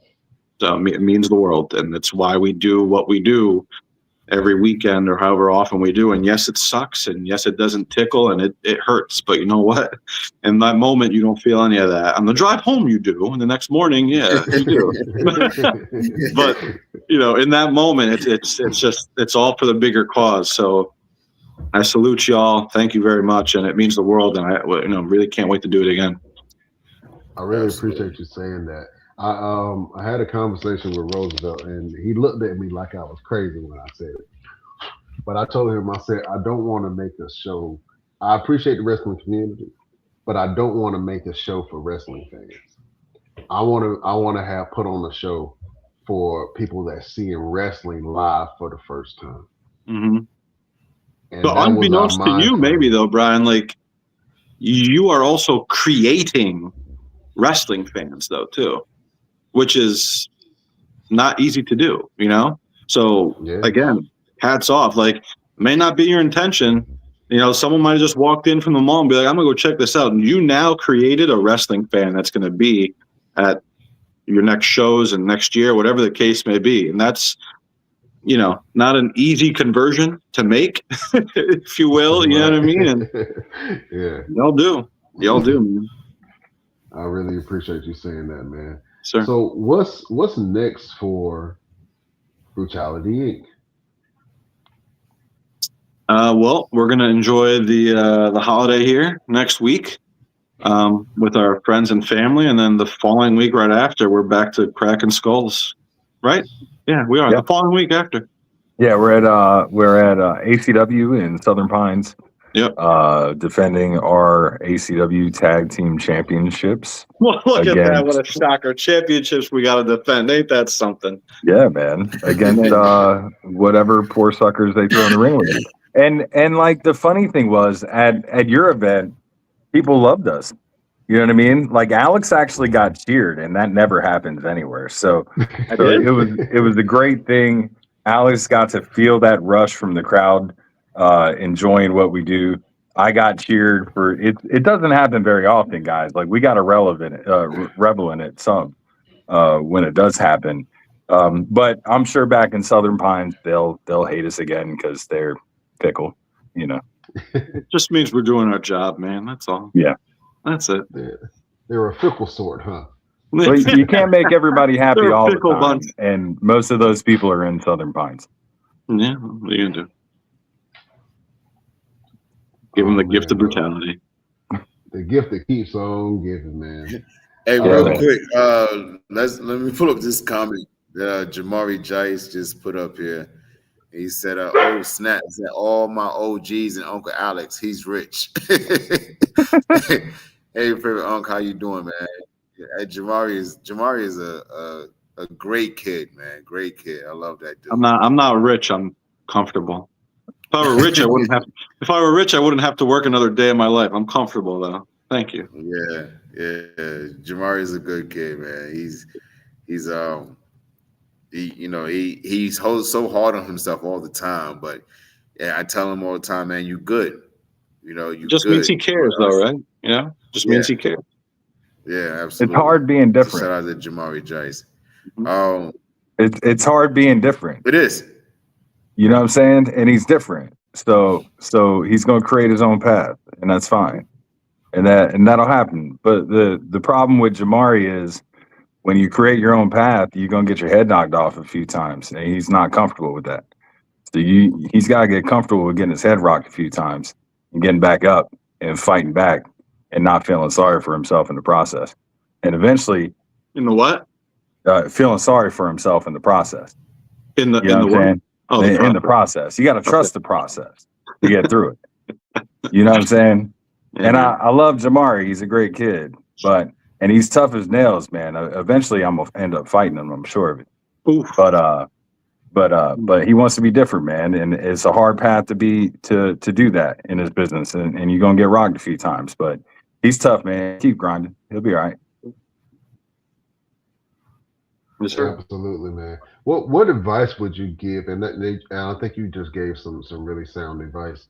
But what other advice would you give to people who are looking to get into the wrestling business, to be successful in the wrestling business? What'd you say?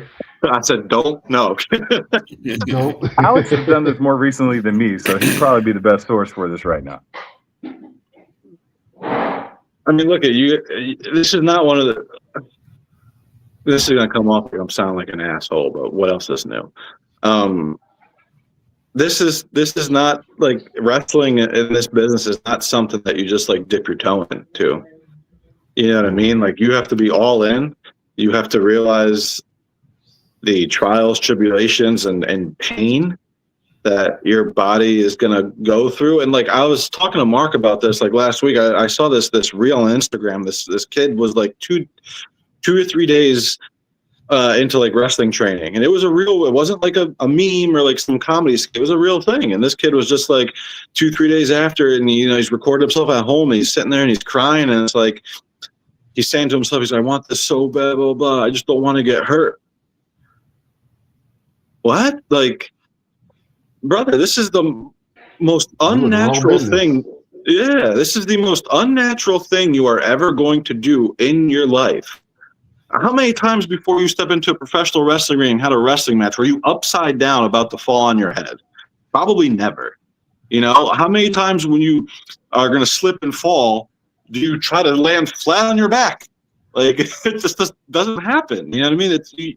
You you're training your mind and your body to do things that it's not supposed to do, and it sucks. And it doesn't tickle, So it's just, you got to realize what you're getting yourself into. You got to know what you want.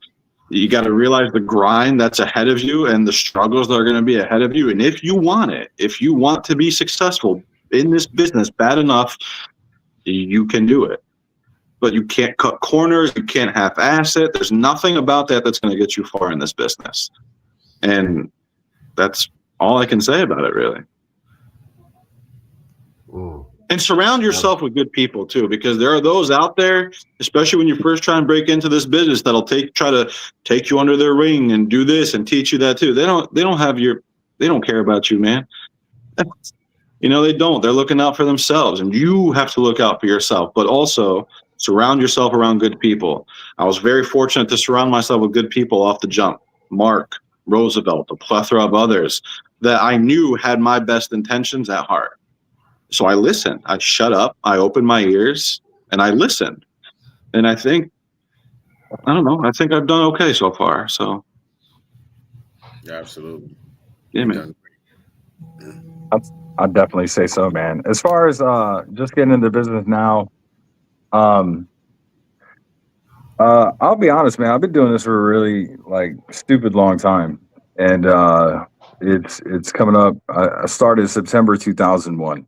That was my first bump, and here it is, December of 2025, and I'm still grinding out there. You know what I'm saying? So I've been doing this a long time. I've seen a lot of eras in independence, and I've seen a lot of new people coming up. I can honestly say I've never seen a time with more talented people that are coming up into this business than is going on right now. You know what I'm saying? Like all these kids that are coming in, they want to do it. They talk the right things. They got their social media game on point. They all look professional. They've all got cool graphics. They've all got really nice gear and all that shit. And it's all great. And then the first time that they don't get booked on a show or somebody don't respond to them, they crumble. And then we don't see them for 6 months. And it kills me. It kills me. You know what I'm saying? This business is a grind. And I'm not saying it's easy. Y'all just email people, you send out information, you send your resumes out, you hope you get a thing. Like back in the day, we had to drive to the shows and shake hands. We had to hand tapes off to people and things like that. Like back in the day, if you didn't want it, you ain't getting it. You know what I'm saying? Right. Nowadays, you get one really cool GIF online and you can get booked everywhere. So, but the problem is with that is you get one really cool GIF online and you get booked everywhere. All the guys that have been grinding that are young, they all get disappointed and they just try to get that GIF instead of learning their craft the way they're supposed to. So if there's any advice that I'm sorry, long story short here, or long story long really, but if I can give any advice to people is focus on you. Focus on you, focus on your craft, focus on your path. Because your path is not anyone else's. And just because Devon Evans got there, and just because Jackson Drake got there, and just because Jaquan McNair just got there as fast as they did, or as talented as they are, and as hard as they fucking worked to do it, because all of them busted their asses every single day in a ring, every single day wrestling, every single day training, every single day on point with their food, not taking days off, not playing around. So if you're in it for that grind, then cool, man. Go compare yourself to them every single day, and get down on yourself because you're not getting what you think you deserve, that you think you're in it for. Keep doing it. You're gonna keep down. I'm looking at it right now. I got. And you're a booking talent now. What are you looking for as far as young talent when you're starting to book this talent for your shows? Do you have anything in particular that you're looking for? And how can young wrestlers set themselves apart to wrestle on one of your promotions? I look for the drive, man. I look for the drive. I look for the hunger, but then I look for the quality in there too. You know what I mean? It's just I want solid performers who study this craft and who know their own craft and who are going to bring their A game every single time, because that's what everyone should be doing in this business, right? I'm not just going to book someone because they're only charging me $30. I don't care if it's $30 or $3,000. If the return is there and it's worth it, that's what means the most. Because if it's worth it to me, it's going to be worth it to the fans. You know what I mean? And that's what the show is all about. It's about the fans, because if there's no fans, there's no show. And if they don't come back, there's no show. So that's really what I look at. And that's maybe one of the advantages I have of being a worker, is I get to go around and see a lot of these wrestlers too, whether they're young or whatever the case may be. Maybe they're not even young. Maybe they just haven't been seen yet. You know what I mean? So that's another perk and positive to all this. But my phone is on 1%. Golly. All right, we got like I think his phone died. Yeah, it's a phone died, but it's okay. Shout out to Alex for jumping on, man. Oh man, listen. the brute Mark James. Where can people find you on social media, and where can people book Mark James? I'm real easy to find. I'm on everything at Real Mark James, REAL Mark James. Just look for the dude that looks like Opie from Sons of Anarchy. I literally hear that all the time. So Opie was a fan favorite. He was my favorite character on there before he got brutally man. out. Ryan Hurst is a great dude too. From just himself. And before I had the beard, people thought I looked like him in damn, what the hell was the movie with Denzel in it? The football movie. Shit. Remember the Titans. Yeah, Remember the Titans. Damn, one of my favorite movies too. Everybody said I look like him there when I didn't have the beard. So it's been a long life of being compared to Ryan Hurst, and I don't think I'm coming up well. He's more well off than I am in most every way. But anyway, yeah, you can find me at Real Mark James on all social media, man. Reach out, realmarkjames@gmail.com, or check me out at Notch Goods, notchgoods.com. Online, NOCHGOODS. You can find like any merch or anything else out there. And Roosevelt looks like he's freezing, so I'm gonna get off here and let y'all go. Appreciate y'all. I thought he was starting a fire or something. I don't know. The hand sounded mighty rough. Absolutely. Thank you so much, my friend, for supporting us, man. I can't wait to see what damage you cause in 2026. And you already know that we want you on our future Mania shows, my brother. So thank you so much for everything that you've done, for being a genuinely good dude, man, and supporting our locker rooms like you does. And I can't wait to see you with some ass, man. That's what you does, man. The brute Mark James. Appreciate y'all. Have a great night. Thank you. Appreciate you, brother. All right, you too, bro. LP, you still there? Yeah. I'm still here. I was moving some stuff around. I'm still here. Oh man.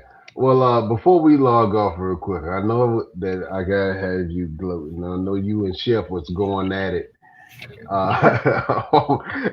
in the chat earlier, man. Let's talk about John Cena's retirement match.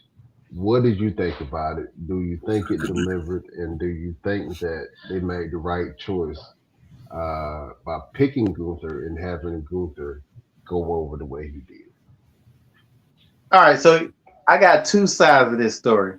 Number one, the gloating side, since I'm a Gunther fan, and y'all know I hate John Cena. That was a no-win situation with that. What about wrestlers beat the wrestler that I hate? So, hold on. Before we go into it, we haven't done this in a very, very, very long time. I think it's the perfect opportunity to do it.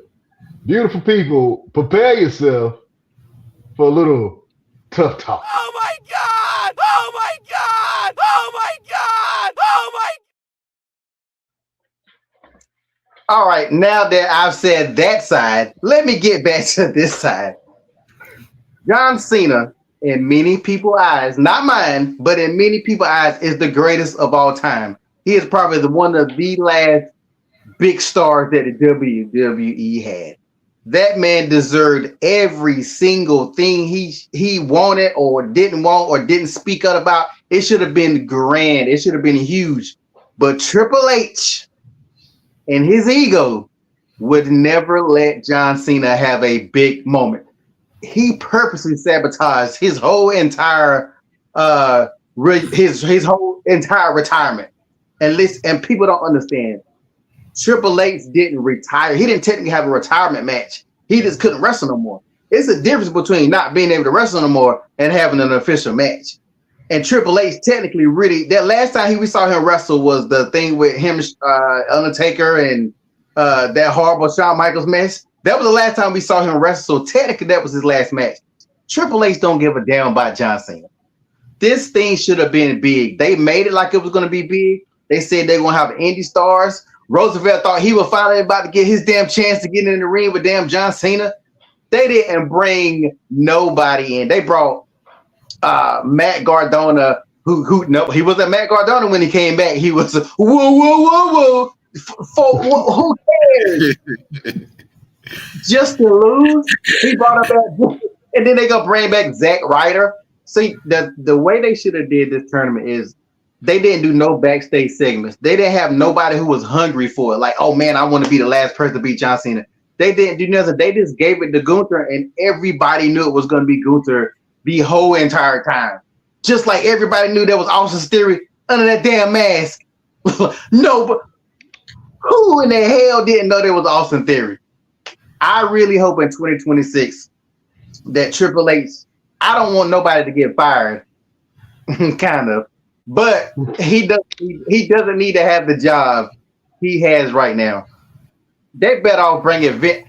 I don't even like Vince Russo, but Vince Russo has made so much sense when he talks about Triple H. I don't know if you guys ever watch his podcast. He makes so much sense about some of the things he said about Triple H, and he actually said the same thing I said about it's Triple H's ego. John Cena retired. He didn't get not one pyro. They didn't have no. Brock Lesnar gets pyro. Cody Rhodes get pyro.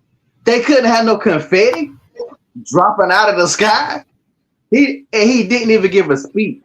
Maybe John Cena didn't want to give a speech, but it really was bullshit. It was cheap heat for Gunther, which he showed a little bit on Monday, but within a couple of weeks, that heat is going to be gone. I don't believe in passing the torch. You don't have to always pass the torch because it doesn't do anything. It's not passing the torch when he just beat Goldberg a couple of months ago. So the torch was passed to him then. AJ Styles, your ass is next. Randy Orton, your ass is next. What if they have Gunther beat all the greats? That would be like so hilarious.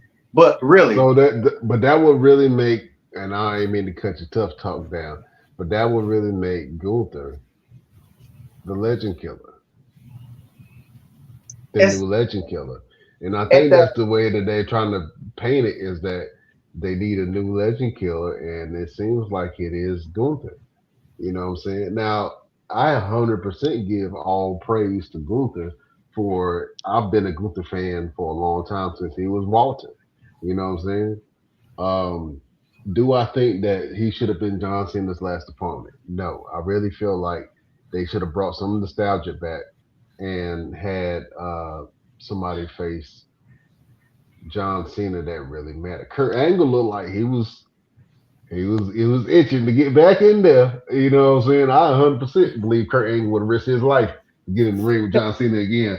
That made sense. You know what I'm saying? Obviously, he can't, move the same way that he used to. But I think we wanted a little bit of nostalgia with it. And I think a lot of fans were let down and a lot of fans were mad. It really feels like 2010 again, all over again, just like everybody just got older. You know what I'm saying? CM Punk is the champion. And that was around the time when I stopped watching wrestling, was when CM Punk was the champion. You know what I'm saying? So now he's the champion, and I'm kind of not interested really that much in watching the product. Now, obviously, I had to watch John Cena's last match because this was John Cena's last match. But I think that I don't think that none of the Saturday, maybe I'm taking a little bit of your rant, LP. I don't think none of the Saturday Night Lives have been good. None of them. No, They need to get rid of it to me because y'all making it like it's a pay-per-view type event, but y'all ain't got time to build none of these stories. Well, for one, nobody's getting a story. Like, even if I know people like Oba Femi.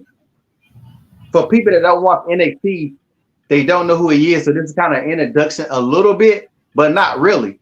Because even my dog said, who's this big Nigerian brother about to fight Cody Rhodes? So it's like when you don't build it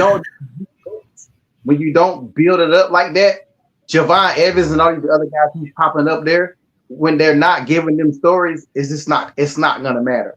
Like everybody said Cody Rhodes' reign is bad, and it is, but it's because he doesn't have no story.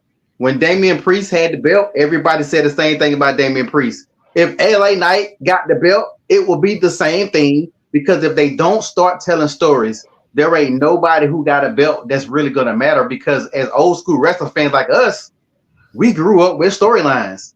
Like I'd rather seen John Cena fight somebody like Javon Evans or up and comer, and they could have had him fighting his way through the tournament, like barely winning, and just, man, I really want to do this, and this, Vince would have had a better story than Triple H. And WWE right now is in shambles because they don't have stories, and you're not interested to watch because you ain't. The last good story was the Bloodline. Roman ain't done shit since they ended the Bloodline. So again, there's nothing to. When Monday night go off the air, back in the days, you couldn't wait the next Monday for them to continue that story that left off last Monday. Now it's like a reset. You can literally miss one Raw and watch another Raw and not miss nothing in between. And that's one of the biggest problems that they got right now. Mm. Well, that was a little tough talk from your boy, LP. Fuck Triple H. I didn't say that, Triple H. We want to be on in the back rooms of WWE. You know what I'm saying? So I ain't gonna say it. Yeah. That was a parrot somewhere in the background. I don't know where that came from. Absolutely. Well, fellas, this was an absolutely great show. I want to thank you both from the bottom of my heart for rocking with us and us creating this whole environment that we have, which is the Best Damn Wrestling Podcast, man. We came together and we decided, hey, we wanted to talk about wrestling, and with the hopes of possibly doing an event in the future. And now we've hit that milestone where we're at our second show, and like Alex said, I think that we've built a fan base, and we have a really good supporting crew, and a cast of characters that we can really take anywhere. You know what I'm saying? And so, all of the talent, thank you so much for showing up to Mania. I do not remember everybody's names. I'm not even going to attempt. But if you were a part of the Mania family, thank you for being a part of our makeshift Mania family. We got, OGs to the young cats that's coming up. I want to thank Caprice Coleman for being our consult. I don't think other locker rooms really have a consult, and what a consult is, I kind of feel like we kind of came up with a term, but we didn't, But the consult for our show is to really give feedback for the wrestlers and entertainers that come in the back, whether you're a veteran or not, or a new brand new wrestler. We had the opportunity to have our consult, which was Caprice Coleman, talk and give advice to each one of the wrestlers about how their show went, what can they have done better, what went good, what didn't go so good, what they can improve on. And I think that it's important to do that because it helps strengthen the performers' abilities. You know what I'm saying? Nobody's coming down on your wrestler, but what we want to do is tighten it up and then be able to give that feedback. Because sometimes Roosevelt, you can attest to that. You wrestled a match and then you come back and be like, was that okay? I did good? I don't know. You know what I'm saying? Is there something I could do better? And you have some OGs that'll come in and play that role, but we had a designated person to be able to fill that role. So shout out to Caprice Coleman, and shout out to everybody who supported us. Um, we are diving into our next couple of events coming up next year. We're planning for those. So if you're in the areas and then you want support and go to a Mall Mania event, you go to www.mallmaniaevent.com, see what shows that we have coming up next, and then you can go ahead and book your tickets. You know what I'm saying, for the Mall Mania shows. The next couple of shows that we have coming up, I'm so excited. Like Roosevelt said, we're doing trying to do Mall Mania Vegas, and we're doing Mall Mania Nashville, and we're coming back to Greensboro for a 2-day super show. So I'm excited about that. I'm excited about our journeys that we have moving forward. Um, LP is the most honest dude. He gonna tell you how it is. And if he liked the show and he told you all the matches were good, well, damn it, you better believe it. You know what I'm saying? Absolutely. So I want to thank you fellas for, just staying down, man. We've been doing this for about 4 years. Feel like about 3-4 years. Mm-hmm. Doing the podcast, man, faithfully, man, and just making it rock. So I can't wait to see what we do in the future. I can't wait for the new interviews that we're going to have come on the show. The people that we're going to get to interview, not only wrestlers, but fighters, boxers, entertainers, actors, people who travel, people who are chefs and professions. And like I said earlier, our show isn't just about wrestling. It's about how people have wrestled with obstacles and wrestled with life and overcame them. And that's why we always try to get to who is behind the character on our podcast. You know what I'm saying? Because obviously we bring on wrestlers, but wrestlers live very interesting lives. A lot of them, and a lot of people struggle from addictions. A lot of people struggle with, saying relationship issues with their partners. A lot of people struggle with identity crises. A lot of people struggle with finances, and so this is a platform to be able to be a real person and connect with real people. And I want to thank you guys for helping to build that platform for change. You know what I'm saying?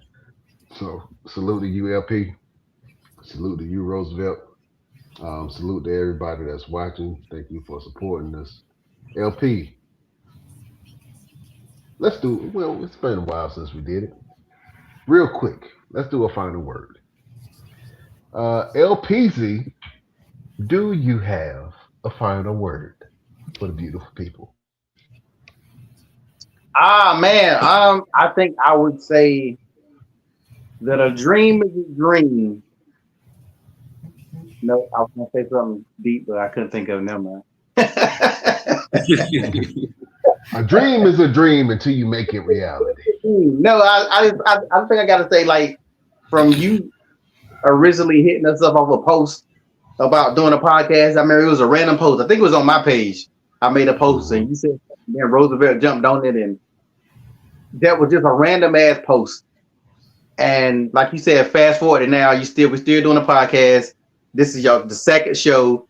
Everything's growing. Met some amazing people. The podcast name has been in some people's mouths that you probably never would have thought it would have been. Just off some random shit. So I guess I would say, if you got an idea, you want to do something, don't be afraid to try it. You never fail. If it doesn't work, it's not fail. You only fail when you don't try. Like I said, this can grow so much more. And it literally started. I have to find the post. I need to find the post that I made.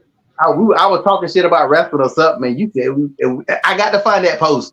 And it was a seed that was planted, and it's blossoming and it's branching out and it's connecting to other people.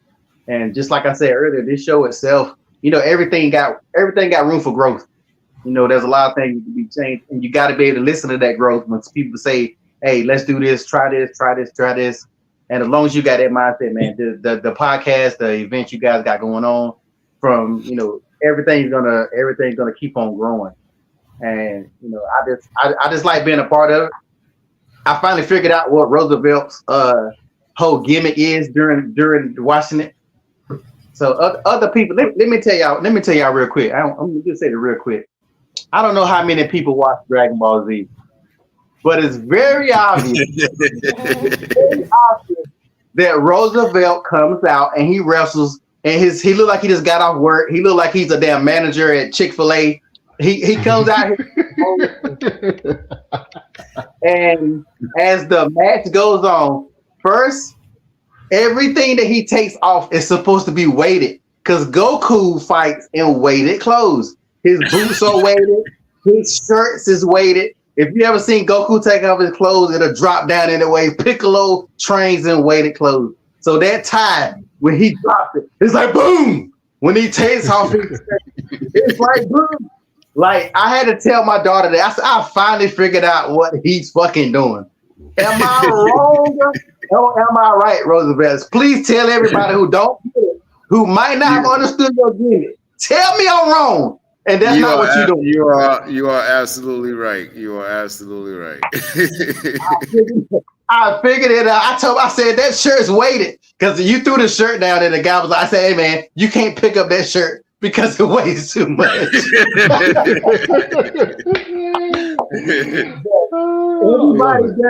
Everybody doesn't understand why you come out because it's funny to listen to people say he just got off work, he comes straight to wrestle, and it's so funny, like listening in the audience and seeing people. Only certain people are going to understand the whole Dragon Ball Z reference, especially with the Ultra Instinct catching the fist. I caught that a long time ago, but even it's just dope to see that kind of storytelling and stuff seeing live. So I would tell anybody who, even if you don't watch wrestling, go to an indie show and you will be so surprised how much fun you will have noticing stuff and enjoying stuff. And it don't got to be WWE. It ain't got to be AEW. Some of the matches I've seen was better than half the matches I've seen in WWE in years. I'm not even gonna front. Like I'm talking about dudes walking on a rope. Dude walked on a rope like the other side. I mean, come on, man. Mark. I don't know what Mark weighs, but that picture I took of him when he did that flip off the turnbuckle. Come on, bro. Like the stuff these guys are doing in these indie shows will surprise you, and you will get hooked. So, like, really, it's just like support small businesses. It's not a small business, but support anything that anybody got coming up, and you will always be surprised. Like I said, shout outs to everybody who was in the show. Shout out to y'all for putting the show together. Just shout out to anybody trying to push their dreams, because somebody always tell you should quit, you should give up. Fuck that. Never give up on anything and just keep on pushing. That was the longest fuck. I'm sorry, but you get what I'm saying. I get what you're saying, my brother. I appreciate you. That is the final. Yeah, that's the final word from your boy, LP. You broke it down for me, P. I never even thought about that. You know what I'm saying? But you're right. Yeah, everything gets heavy as soon as the tie take off. Boom. The shirt take off. Boom. And I tell people, I was like, how the hell does he wrestle in a suit and his undershirt don't come out the pants? I have a terrible. Just if I move or if I stretch, my undershirt come out my damn pants. And he stays pressed the whole time. I don't understand. Not one wrinkle. It's what they say. Yeah. Roosevelt, do you have a final word for the beautiful people? I don't have a final word. I don't have a final word today. I'm gonna let you do yours. And I think my final word is gonna be a clip that I want to show. So you go ahead and do your final word, and I'm gonna show a clip. That's gonna be the final thing we see today. All right, that'll work. I think my final word for the beautiful people.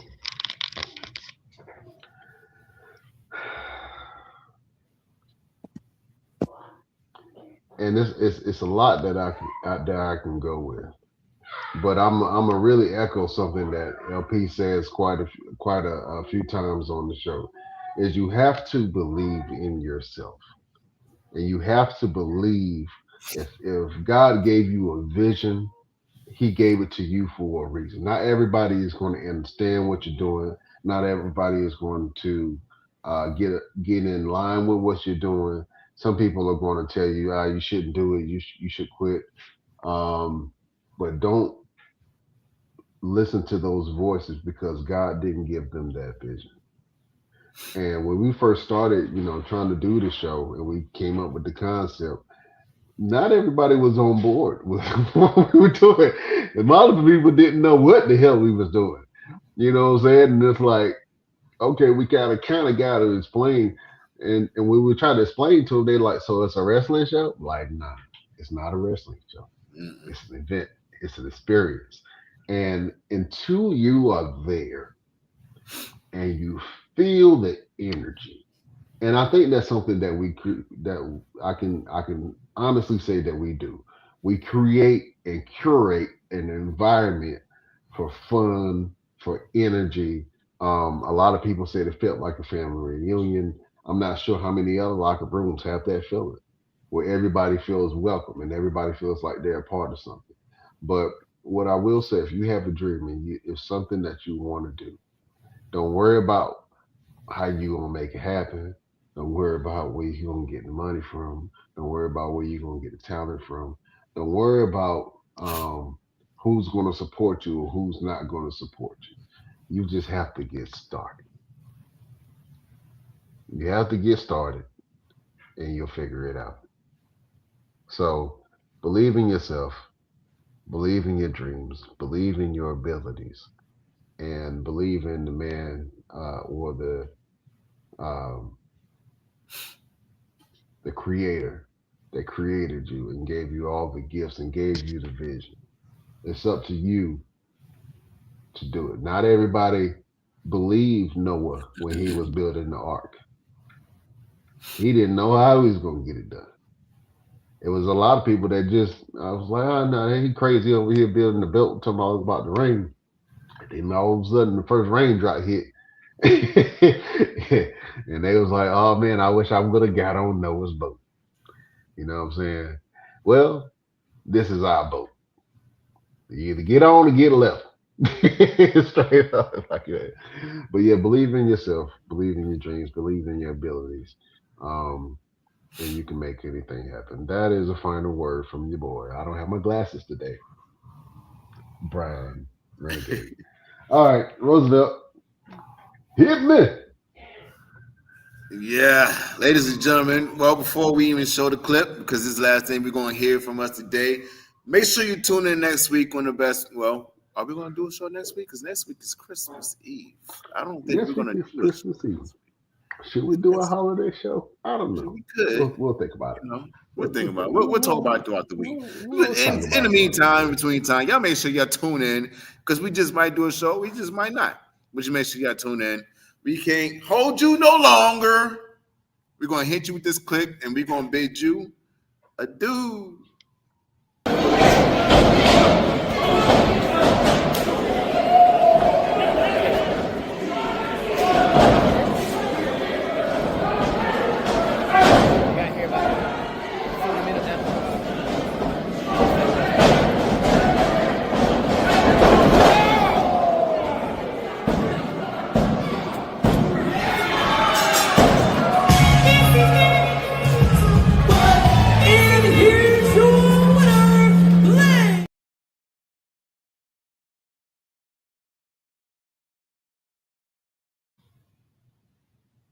Blade Brown is that dude.